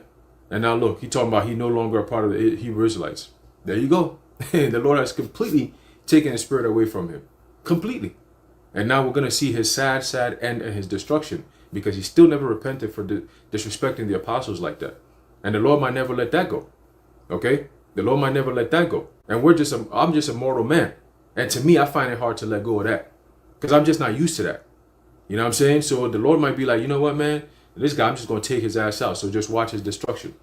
Okay? But you got it, bro. Got it, bro. Yeah, just to back up what Aharon was saying about, you mentioned the King David. I don't know if you mentioned the scenario with David, but with David and King Saul, when he had that moment where King Saul was in the cave, because I believe it says he released his feet or something like that. Yeah, pretty much he dropping the deuce in the cave, and David and his men were in there. As David's men was putting the battery on David's back, like, yo, he's right there, take him out. What? David got close. He just cut off the skirt of his garment and let him go. And then after David came out, revealed himself unto Saul, and what? David said he was afraid to touch the Lord's anointed, because what? That's the king of Israel. Even though Saul was trying to murder him, although David's like, yo, like chasing after me. I believe he said like after a fleet. Right. Like, who am I? But David was still afraid that although David could have been justified, like, yo, you trying to kill me? David, like he said, he was afraid to touch the Lord's anointed. That's the king of Israel. So it's the same thing with these men that, hey, at one point they were your elders, right? Elder Apostle Tahar, Elder Apostle Bar, and the men, whatever camp that he was a part of, they were your teachers. You were underneath them. You weren't afraid or had any type of respect, right? To like, yo, let me not talk to him that type of way, even though I feel aware of how the situation may have been handled. Let me not say these type of things. Number one, out of respect for them, and number two, even out of respect for myself. There's a reason why it's called self-respect. First of all, respect starts with who? Yourself. So it's like, yo, I don't want to be seen in that type of light. I want to have some respect for myself. So you know what? I'm not going to say these certain things. Or I'm not going to do these certain things. So that way I'm not seen a certain light amongst other people. It's not really you caring so much about the opinions of others, but it's about you holding yourself in a certain regard, having some decorum about yourself. And he didn't have that type of decorum or any type of, thing. I think the scriptures talk about having a bridle over your mouth. Right. Let's go back to 2 Ezra 16, verse 6. 2 Ezra chapter 16 and verse 6. May any man drive away an hungry May any man drive away an hungry lion in the wood. Right. So right now, that's not happening, right? That's why when people go to those regions, they take guns and so on and so forth, because you can't drive away a hungry lion with your bare hands. A lion that's calm is dangerous enough. A lion that's hungry is ferocious. And at that point, you know how big a lion's paw is? By just putting its paw upon you and stinking it. I got a cat with this small ass fingers. And that when it playfully, if it scratches you, that shit is deep. It cuts deep and sharp, quick. So imagine a big lion that when you're seeing those lions and they're hunting, and then they do that little paw tap, You know, that's where you get the hook from. We get a little paw tap, and it looks like, oh, they just did a little swipe on the animal. Why is the animal on the floor? If they did that shit to you, you'd have deep marks sunk right into your body, into your flesh. All right. I don't know. I believe the brother saw it one time from the chat with the guy who's antagonizing the lion, and it hooked into his hand. And honestly, if the I don't know if the Lord didn't like, all right, I'm gonna have mercy. I think that hook would have just through. Yep. Yeah, you could see it. Like if you pause it, right? Maybe you could find on YouTube or like TikTok or something like Instagram. But a man antagonizes the lion in the cage, and he's messing when he puts his hand there, and the lion just and you can see like that quick second, you can kind of see like his hand like stays stuck for a second. If you like maybe could slow the video down, you can see it like, yo, if the Lord didn't like have mercy, maybe the hand would just got clean through. Yeah, because those you would think that because it's like I think now we need the. You would think that because it's like the nail. I don't know if you got the wire. You got it for Android? Hopefully.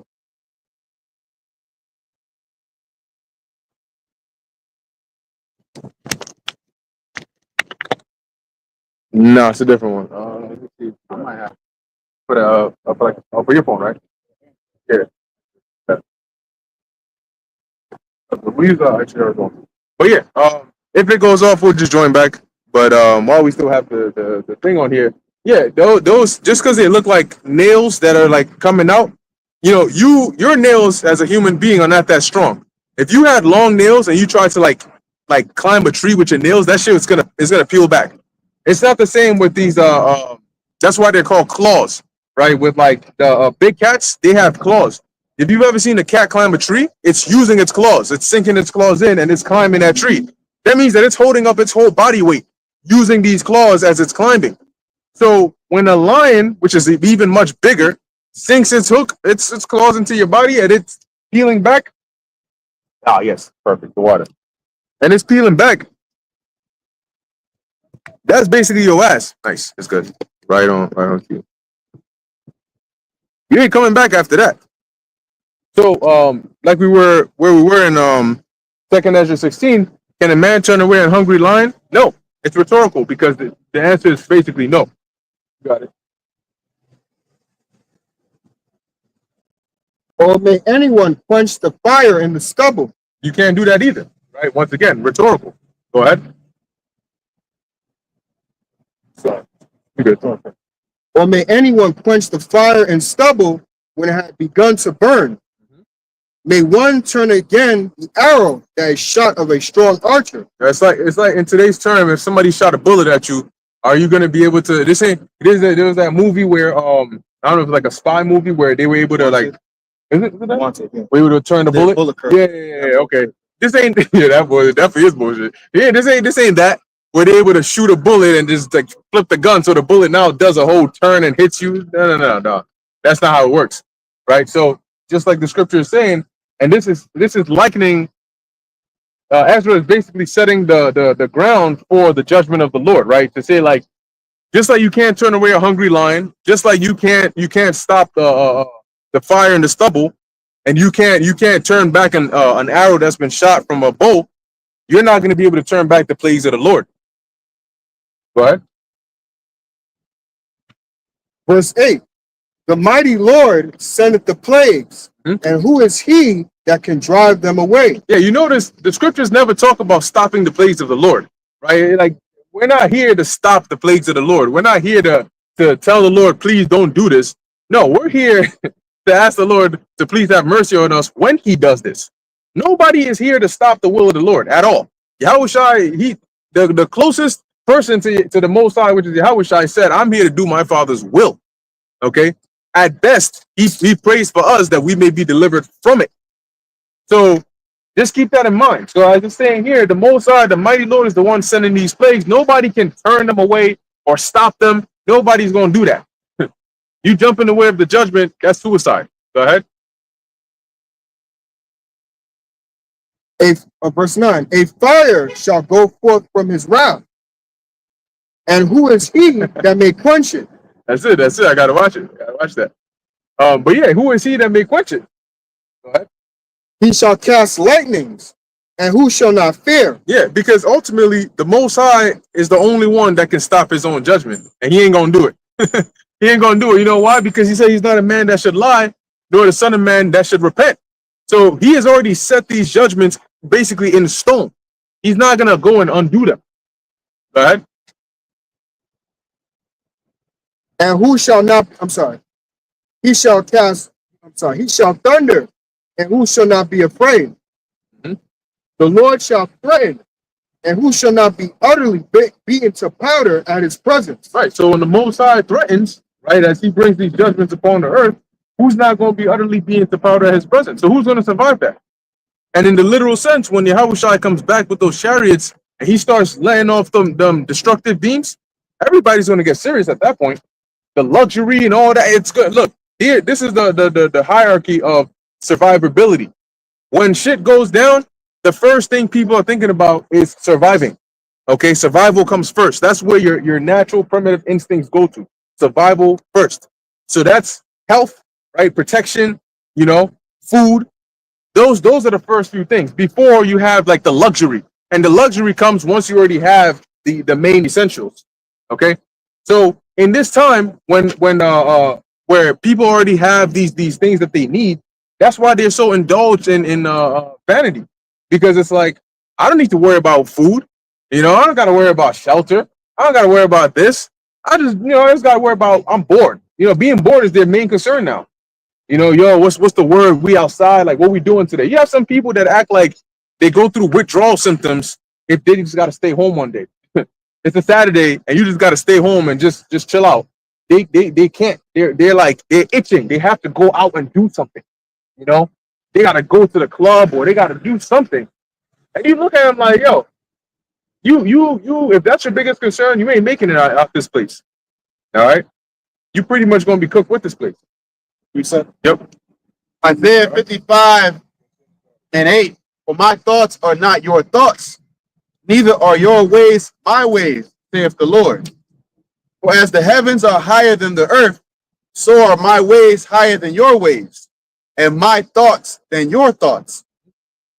For as the rain cometh down, and the snow from heaven, and returneth not hither, but watereth the earth, and maketh it bring forth and bud, that it may give seed to the sower and bread to the eater. You know, just to sum up those verses, the Lord is saying that the way he does things is way beyond a regular man's mind. A regular man's mind, you know, you're not going to be able to judge in the same way that the Heavenly Father judges, because he's no respecter of person. You see? So he's putting it in our mind to be judges, but even then, the Lord, his ways are far beyond. Okay, he gave us an insight into his ways. He gave us an insight into how he does things. Right. But it says, as the rain cometh down and the snow from heaven. Yeah, once the that storm is coming, that rain is gonna hit the ground. Mhm. There's no power on earth that can stop it. When a thunder strike start, nobody can stop that. Who can stop the lightning? Esau don't have no robot and AI. Yo, stop. Can't do it. The same way with an avalanche, the same way with a volcano. When it's ready to burst, there's no force on earth in the universe that can stop Yahweh Ba'ashem Yahweh Shai from bringing forth what he wants to do. And it says, so shall my 11th verse, so shall my word be that goeth forth out of my mouth. It shall not return unto me void, void meaning empty, right?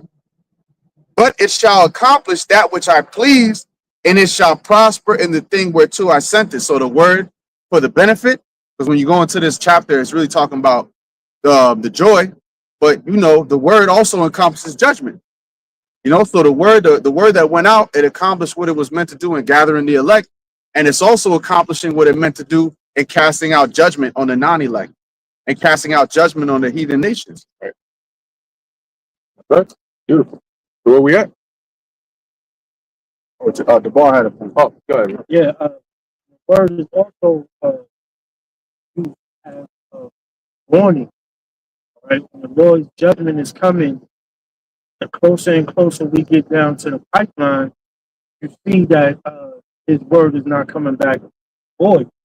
No, we as the messengers, when we come out here, we prophesy, and the prophesy to give a warning. of the things to come. We got that heads up on the things to come, and the Lord explained that to us that those things are going to have indications. Those warnings is going to have indications. And he speaks about the warnings in Matthew 24. And it reads in Matthew chapter 24, verse 3, and he sat upon the Mount of Olives. The Mount of Olives, the disciples came unto him privately, saying, tell us, when shall these things be? And what shall be the sign of thy coming? The end of the world. So they asked her the sign, and he broke it down to them. But the end of the world is the day of judgment, right? So these things is coming down, and we see them all. And some of the signs are, you saw recently in Yellowstone Park how the animals are leaving the wilderness. Mm. They just fleeing in herds, right? That's one of the signs, right? And the other signs love is wax cold, man. Everybody is out here doing things that's on their own free, or forgetting about the love of the Most High and focusing on themselves. These signs are coming, man. They showing themselves on a rapid level. Hey, the scriptures say, men shall be lovers of themselves and not of the Most High. So how do you expect the Most High to deliver you? Well, then you know what? They don't. They don't expect the Most High to deliver them. They're not even seeking the Lord to deliver them. So I mean that answers that question. And majority of them, they don't care enough to listen. If they actually listen, and the Lord had opened up their minds, they would understand that your only way out of this is by the Most High, the same one you're not listening to right now. Because right now the world is literally corrupt. Right? That's why there's such a vast difference between the true believers and the rest of the world in terms of mindset. Because this world is it's already destined and doomed for destruction. Damn near every woman out here that you see got a BBL now. Knowing very well what it does. Like the Most High gave you a body, and then you put artificial means and injections and all these things to alter your body. But because you don't want to put in the effort and go to the gym and go, because how many you got videos out there where you got chicks that were skinny as shit, like an actual stick, and then through hard work they were able to build and gain and turn their body how they wanted it to be. But you got others that they want to go the BBL route. Now it's like chicks stand out for looking natural because everybody got a BBL, and it's crazy. It's like, yo, that's disgusting, man. Yeah, that's very disgusting. It doesn't matter how good you look, man. That hygiene overrides that. All right, hygiene overrides that. You walk around there, what's that? Sit down win, man. I don't ever understand what the word was. That was basically the disgusting smell that came when those with a BBL sit down, because they sit down and it's like, and it brings out that when their BBL is leaking, there's a because it's like rotten flesh. So it's that smell that comes when they sit down, and that pressure pushes out that little air out their holes in their body, and it starts destroying the whole area. She talking about she needed a freaking what's that air spray and cologne and shit everywhere. So now you got to watch out. And these chicks walk past you and they smell like a shower of cologne. And then you look at her backside and it's like unproportional. You know that something's going. Not only does she have a BBL, but that shit is probably leaking and it doesn't smell right. Now, I was telling Haran, you had that chick that came out with the testimony about the sit down win. She said that it was so bad her man left her, right? And you got to think about it. Today, with how over sexualized society is, dudes would smash anything that has hair and moves. So for a dude to basically, in a sex-driven world, to be like, I cannot take this no more and leave her, it must be real, real, real bad. Okay, because what we consider bad, people are like, nah, that's all right, bro. I still tell that shit on point. I still knock that down. But for somebody in the world to be like, nah, I can't do this no, like I'm breaking up with you, that shit must have been real, real terrible. And she's just one that came out and spoke about it. Okay, he's not the only one going through it. He's just the one that came out and spoke about it. Okay, so yeah, just keep that in mind. So like I was telling Haran, now it's like you stand out if you're natural, because now there's fewer and fewer women that actually look natural. And then it's like some of them they'll get a BBL, then they'll go to the gym to try and whatever, whether it's to tone it or whatever the case is. Why didn't you just go to the gym in the first place? But that's what you see. You got chicks with BBLs everywhere, which is unnatural. You got them walking around like the fashion today is basically dressing like a whore, revealing all like today you had a chick walking around with literally a skirt, and I'm not lying, the skirt was half her ass. So the lower part of her ass is just her ass cheeks are just out, just bare ass out. You know, just walking around. Why? You know, so this what you saying? What? I was gonna say that what you just said right there. A similar thing happened the other day. I was in the grocery store, and I'm with the dog and everything. So we standing in line waiting, and all you see is some dude walk in with his chick, and I'm like, oh, why are you comfortable enough to let your chick walk around like that, bro? That looks crazy. You know, and then the niggas in the line, everybody kind of breaking their neck, looking around. I'm like, look at this shit. You just created a whole scene over here. Your woman is like a piece of meat. And I'm like, in the time of trouble, some shit like that, what's gonna happen is they're gonna break his arm and take her off of the left arm that was working, and then break that one too. And then now they're gonna break her back in the back because she's letting it out. You know, that's that reproach, because now every man, you know, niggas gonna be chasing after that. You know what I'm saying? Oh, they got a BBL, let's go after that. And then next thing you know, zombies is coming to shred. You got it, bro. Yeah, the shredders are out. Hey, man, where we at? Second Ezra chapter 16, verse 12. The earth quaketh, and the foundations thereof, the sea ariseth up with waves from the deep. Oh yeah, so that's what I was gonna say. This is why these judgments are gonna be so terrible, because today reality has been so warped that people don't know what hard times are like. Like, ask an average individual, what's the hardest thing you've gone through the past, you know, your life, right? Unless it's some with the exception like some traumatizing thing they went through as a kid. Probably if they weren't even in the country, or maybe if they were, most people in this life, they'll say like, oh, their car broke down on the highway, or like, you know what I'm saying, something along those lines. You know, I got fired from my job and I had to work 2 jobs and I had to do all this. Sometimes the things that you consider to be a problem or a real tough situation, some people wish they had those problems. Okay?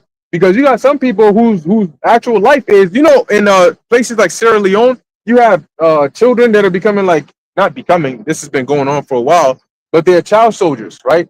So they basically, the society is so terrible, so bad, that children are put as, you know, they're given guns and they've trained them to become child soldiers, and they just roam about, going to different territory, killing people. And sometimes it's so bad that it has become a staple to eat humans. You know, cannibalism has become like a normal thing, to where human meat is staple. You know, oh shit, that one got some meat on him. I call the legs, I call the arms, because they're so like they've gone so long without food that's now become the norm thing for them to do. And sometimes it got so bad that they don't want to stop. Now I was like, yo, I'm good. I don't want that chicken no more. I sort of got used to this joint over here. You know, it's crazy, but that's reality. And people here, they can't even imagine something like that. At best, they'd be in a movie scene, and then they'll close their eyes. Oh, ew, that's disgusting.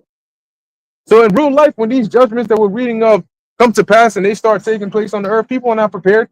They can't run. They don't do any form of cardio. They don't eat well. So even if they try, their body cannot sustain all that. Look, you know, when you're bigger, it takes more energy to do things. Okay, each step, all the ripples in your back when it jiggles, you got like the fold on top of fold, like bam, bam. But each step that they take, your body has to channel more energy for you to lift up your leg to move that step. That's why sometimes, like, you know, you'll notice like people that are more on the heavier side, they get tired quicker when they do just regular things, because your body is exerting more energy. What that means now is you got to eat more, and you got to eat more often, because your body's like, yo, I need to replenish the energy I just used to get you up these stairs or to get you down the street. So when all hell breaks loose and you got to run multiple times, usually the human body releases adrenaline, right? When you have these dire situations, we are much stronger, obviously, than we even know. You know, the strength that you use when you're like bench pressing or you're lifting weights, that's not your full strength. That's just the strength that you're able to unleash from thought. but your body has reserves of strength that is untapped. And those are released, strength, speed, all of those things. Those are released when you are in that like heightened fight or flight scenario. That's why some people, like shit breaks, hell breaks loose, and they're like fast as shit. You're like, yo, this is a 70-year-old man just booked it past me. How did that happen? There was a story about a dude who went rock climbing, and I think there was a part where like one of the part of the rock, like a heavy, I think they said it weighed like either a ton or close to a ton, but it was like a super heavy rock, and it basically fell on him. So as it fell on him, he ended up, using his hands to basically push it over him. And they said normally a human wouldn't be able to lift that much weight, but his body went into that mode and released enough adrenaline and unlocked that reserves of strength that he was able to push it over him. Now his muscle fibers to all that shit was torn up, gone, just destroyed. So he was in the hospital for a minute. But you have that. The problem here is that these people are so out of shape that even if that extra boost kicks in, they're still not going to be able to make it. They're going to be running for your life, and I'm sorry, man, I can't go anymore. I'm just too tired, bro. If they're going to get me, let them get me. That's that. If I die, I die. Do you understand what that even means? Like, are you that gone in the mind that you don't understand what it means to say something like that?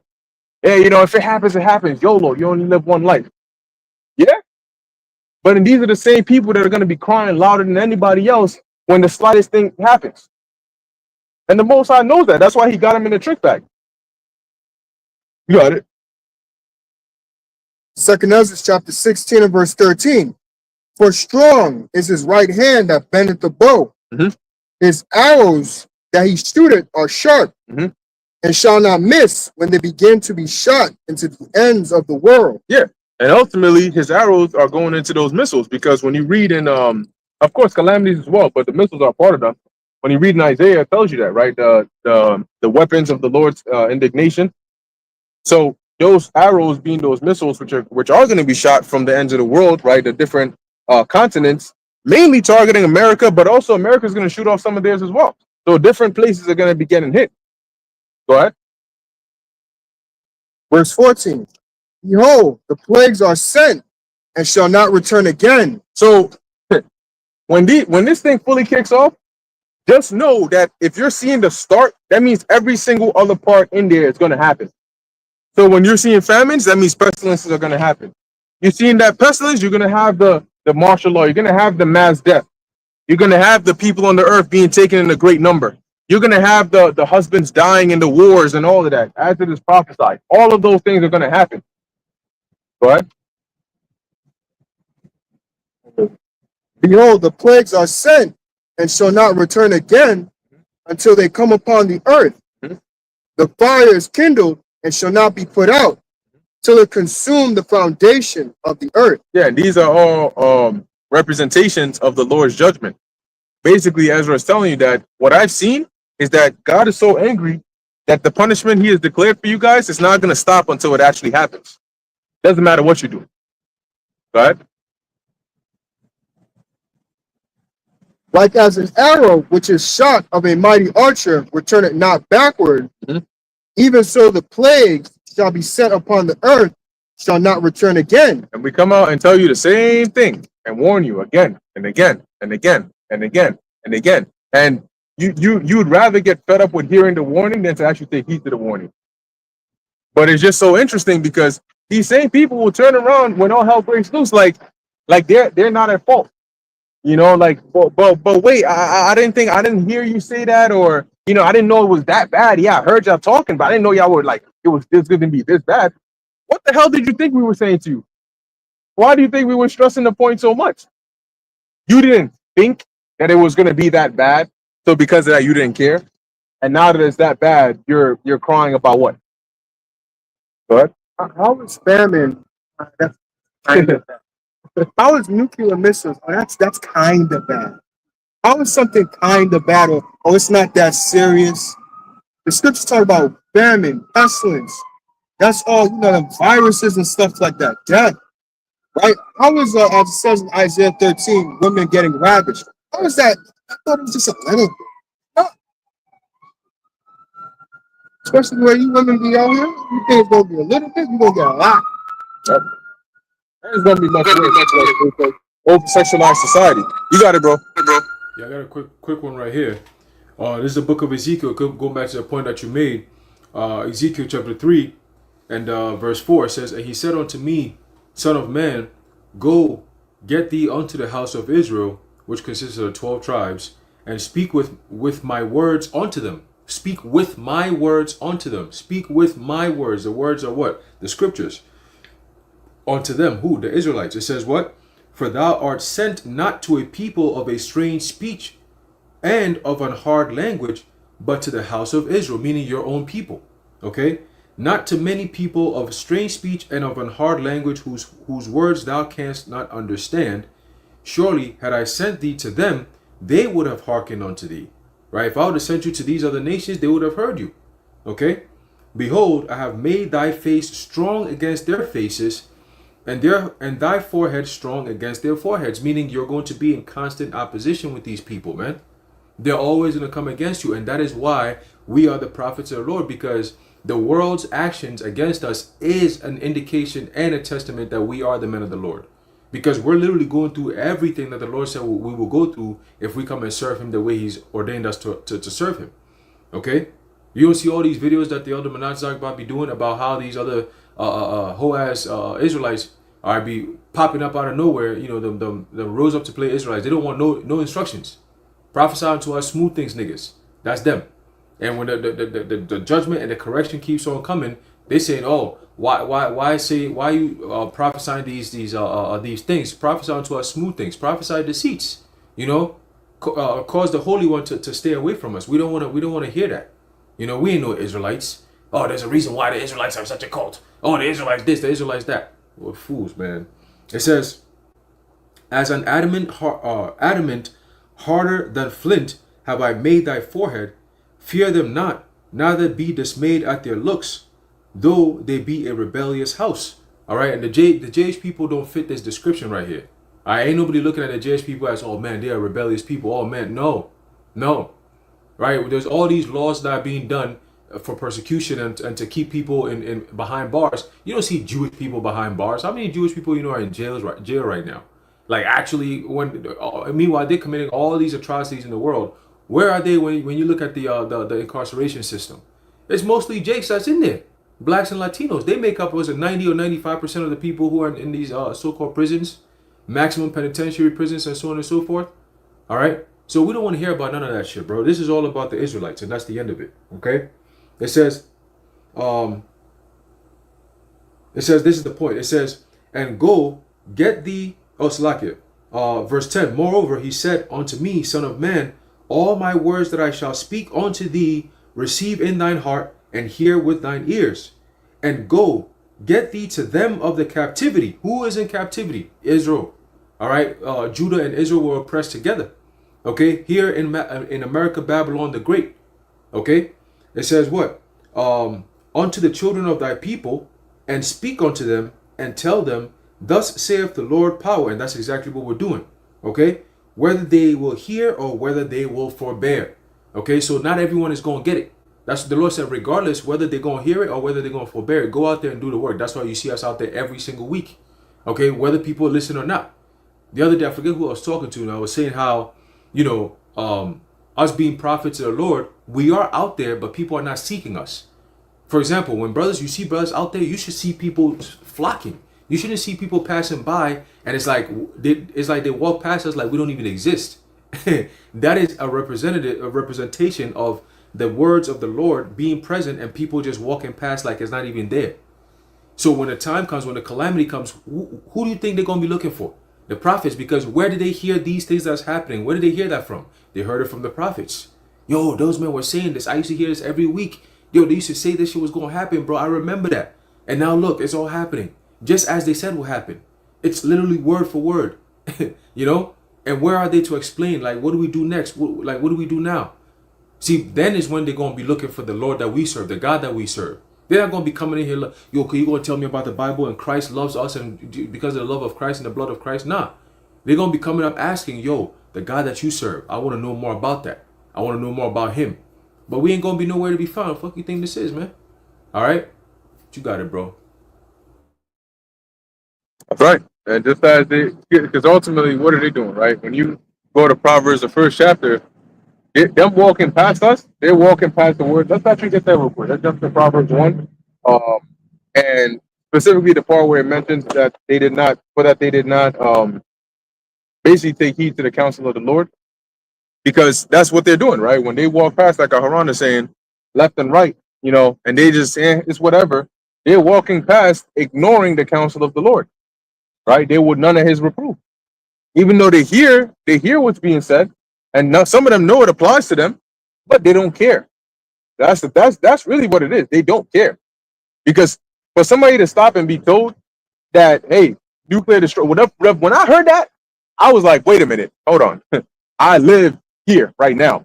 So what are you talking about? I need to hear a bit more about this, right? When you say martial law and you say, like, can you tell me what is that? First, I want to find out what is that, and then why are you saying that's going to happen here? Because you're coming from a perspective of the world, but it shows you they're not prudent. They're not concerned with that, because they're just like, one, I don't know what that is, or two, I don't care, or three, I just got too many things I'm already dealing with. You got it, bro. Proverbs chapter 1 and verse 30, I believe is what's going. Yeah. It says, they would none of my counsel. They despise all my reproof. Yeah, so where's the counsel of the Lord coming from? He has put that spirit on us to bring it out. And they would none of that. They wanted nothing to do with it. Right? And what was the second part on that? Verse 31. Therefore shall they eat of the fruit of their own ways. See, the fruit of your own way are the consequences of your actions. If you fail to prepare, you have prepared yourself to fail. Right? If you didn't get right with the Lord when you had the chance, then the Lord brings judgment, then you pretty much set yourself up. You're gonna get caught in that.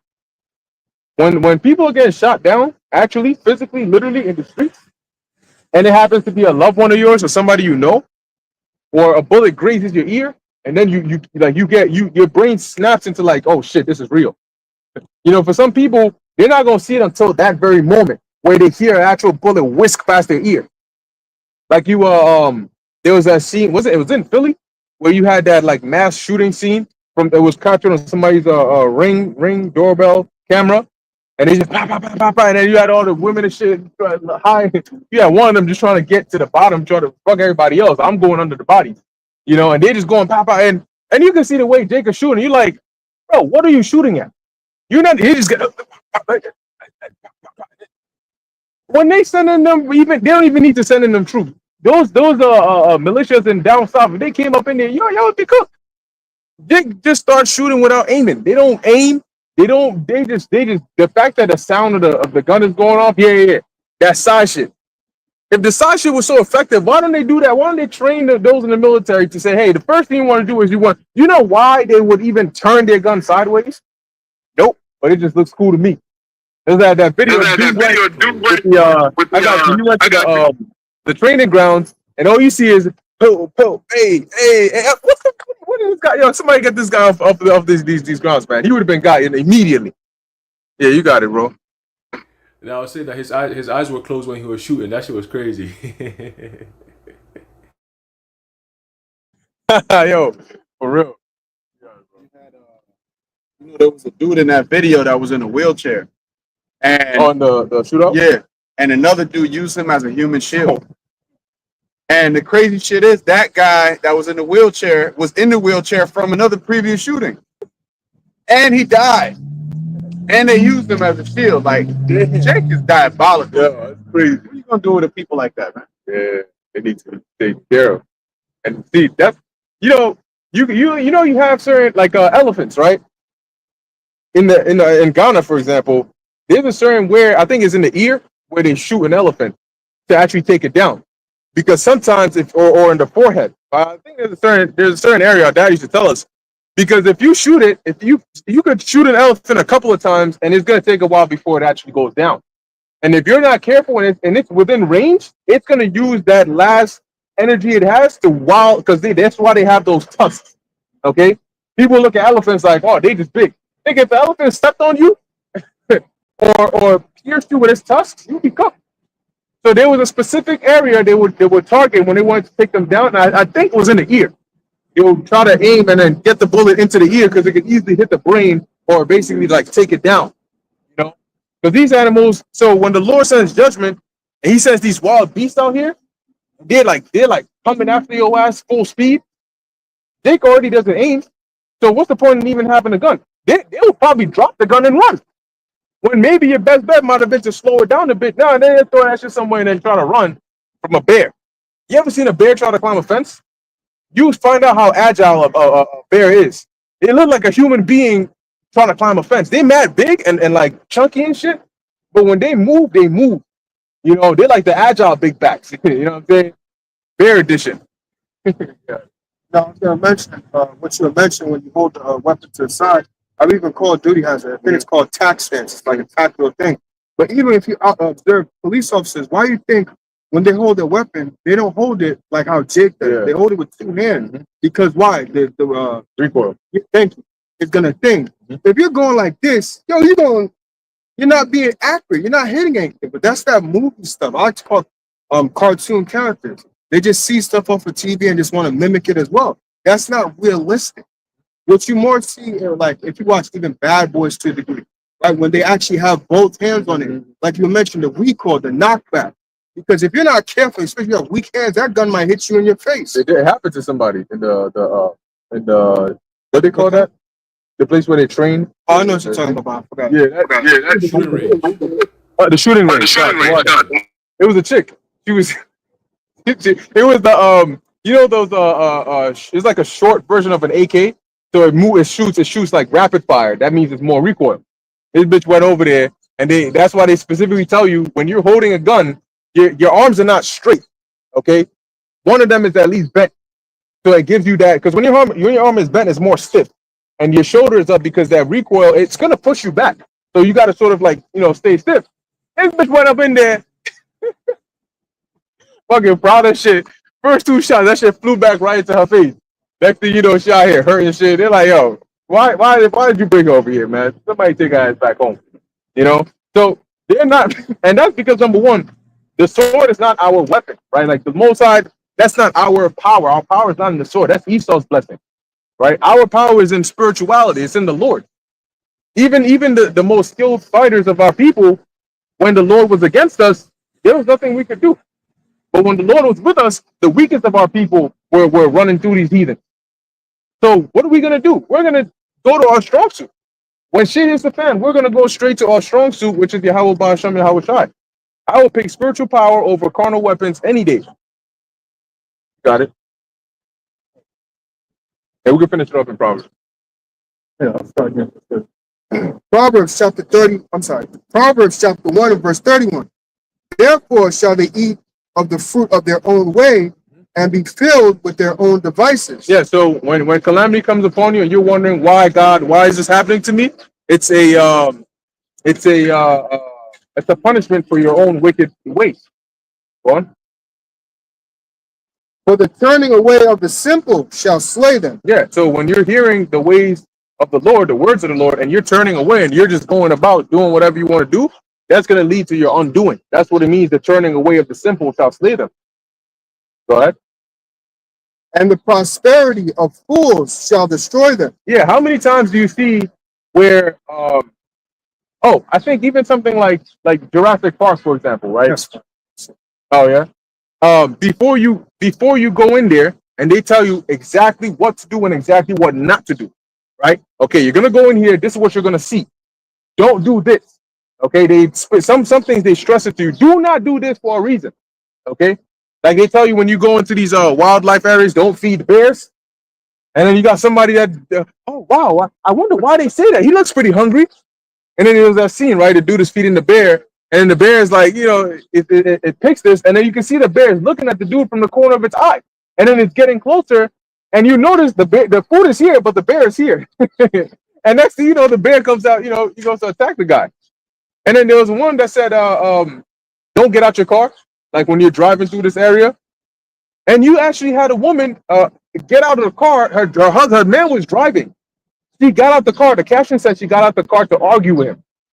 This idiot opened her door, got out the car, came to his side, and started arguing with him. A tiger pulls up and drags her ass back into the woods.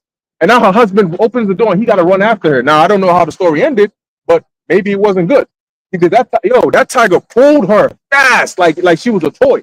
You know, all you see is a big ass tiger just pull out the woods, grab her, and boom, she's gone. Now you cook. Because you couldn't keep your mouth shut and stay in the damn passenger seat. And it specifically tells you, do not get out the car. So they stress these things, right? As we're going through the scriptures, they stress these things for a reason. And that's why the Lord has told us, and we come and stress these points for a reason. So when you don't listen, you're going to basically do this to yourself. You didn't listen. You turned a deaf ear to it, and now you're paying the consequences for it. That's just how it works. Got it? Feed the bear, or you'll feed the bear. Yeah, exactly. You'll feed the bear. Verse 33. But whoso hearkeneth unto me shall dwell safely, and shall be quiet from fear of evil. That was it. Beautiful. And that's going to be the elect, right? Those that actually don't feed the bear, those that stay in the car, and they're going to be quiet from fear of evil. I bet the car that was behind that couple was like, yeah, make sure the doors are locked, and I don't care what we're doing, but we're not helping them. I'm sorry. You know? So that's the elect. The elect are going to do what the Lord said, no matter what. They're going to take heed, and they're going to dwell safely, as the scriptures say. And we hope to be a part of that number, and Lord willing, we are. But going back to the title, man, it's coming in hot. That's these prophecies, which are going to come with hard times. But those that put their faith and trust in the Heavenly Father, Bahasham Yahushai, are going to be good and preserved. So anyway, brothers, got anything else? All right, cool. So with that, we're going to end it here. Lord willing, that was edifying to the elect. In closing, we want to give all praises, honor, and glory to Yahweh, Bahasham Yahushai, Bahasham Rakak Kodash. Until next time, Shalom.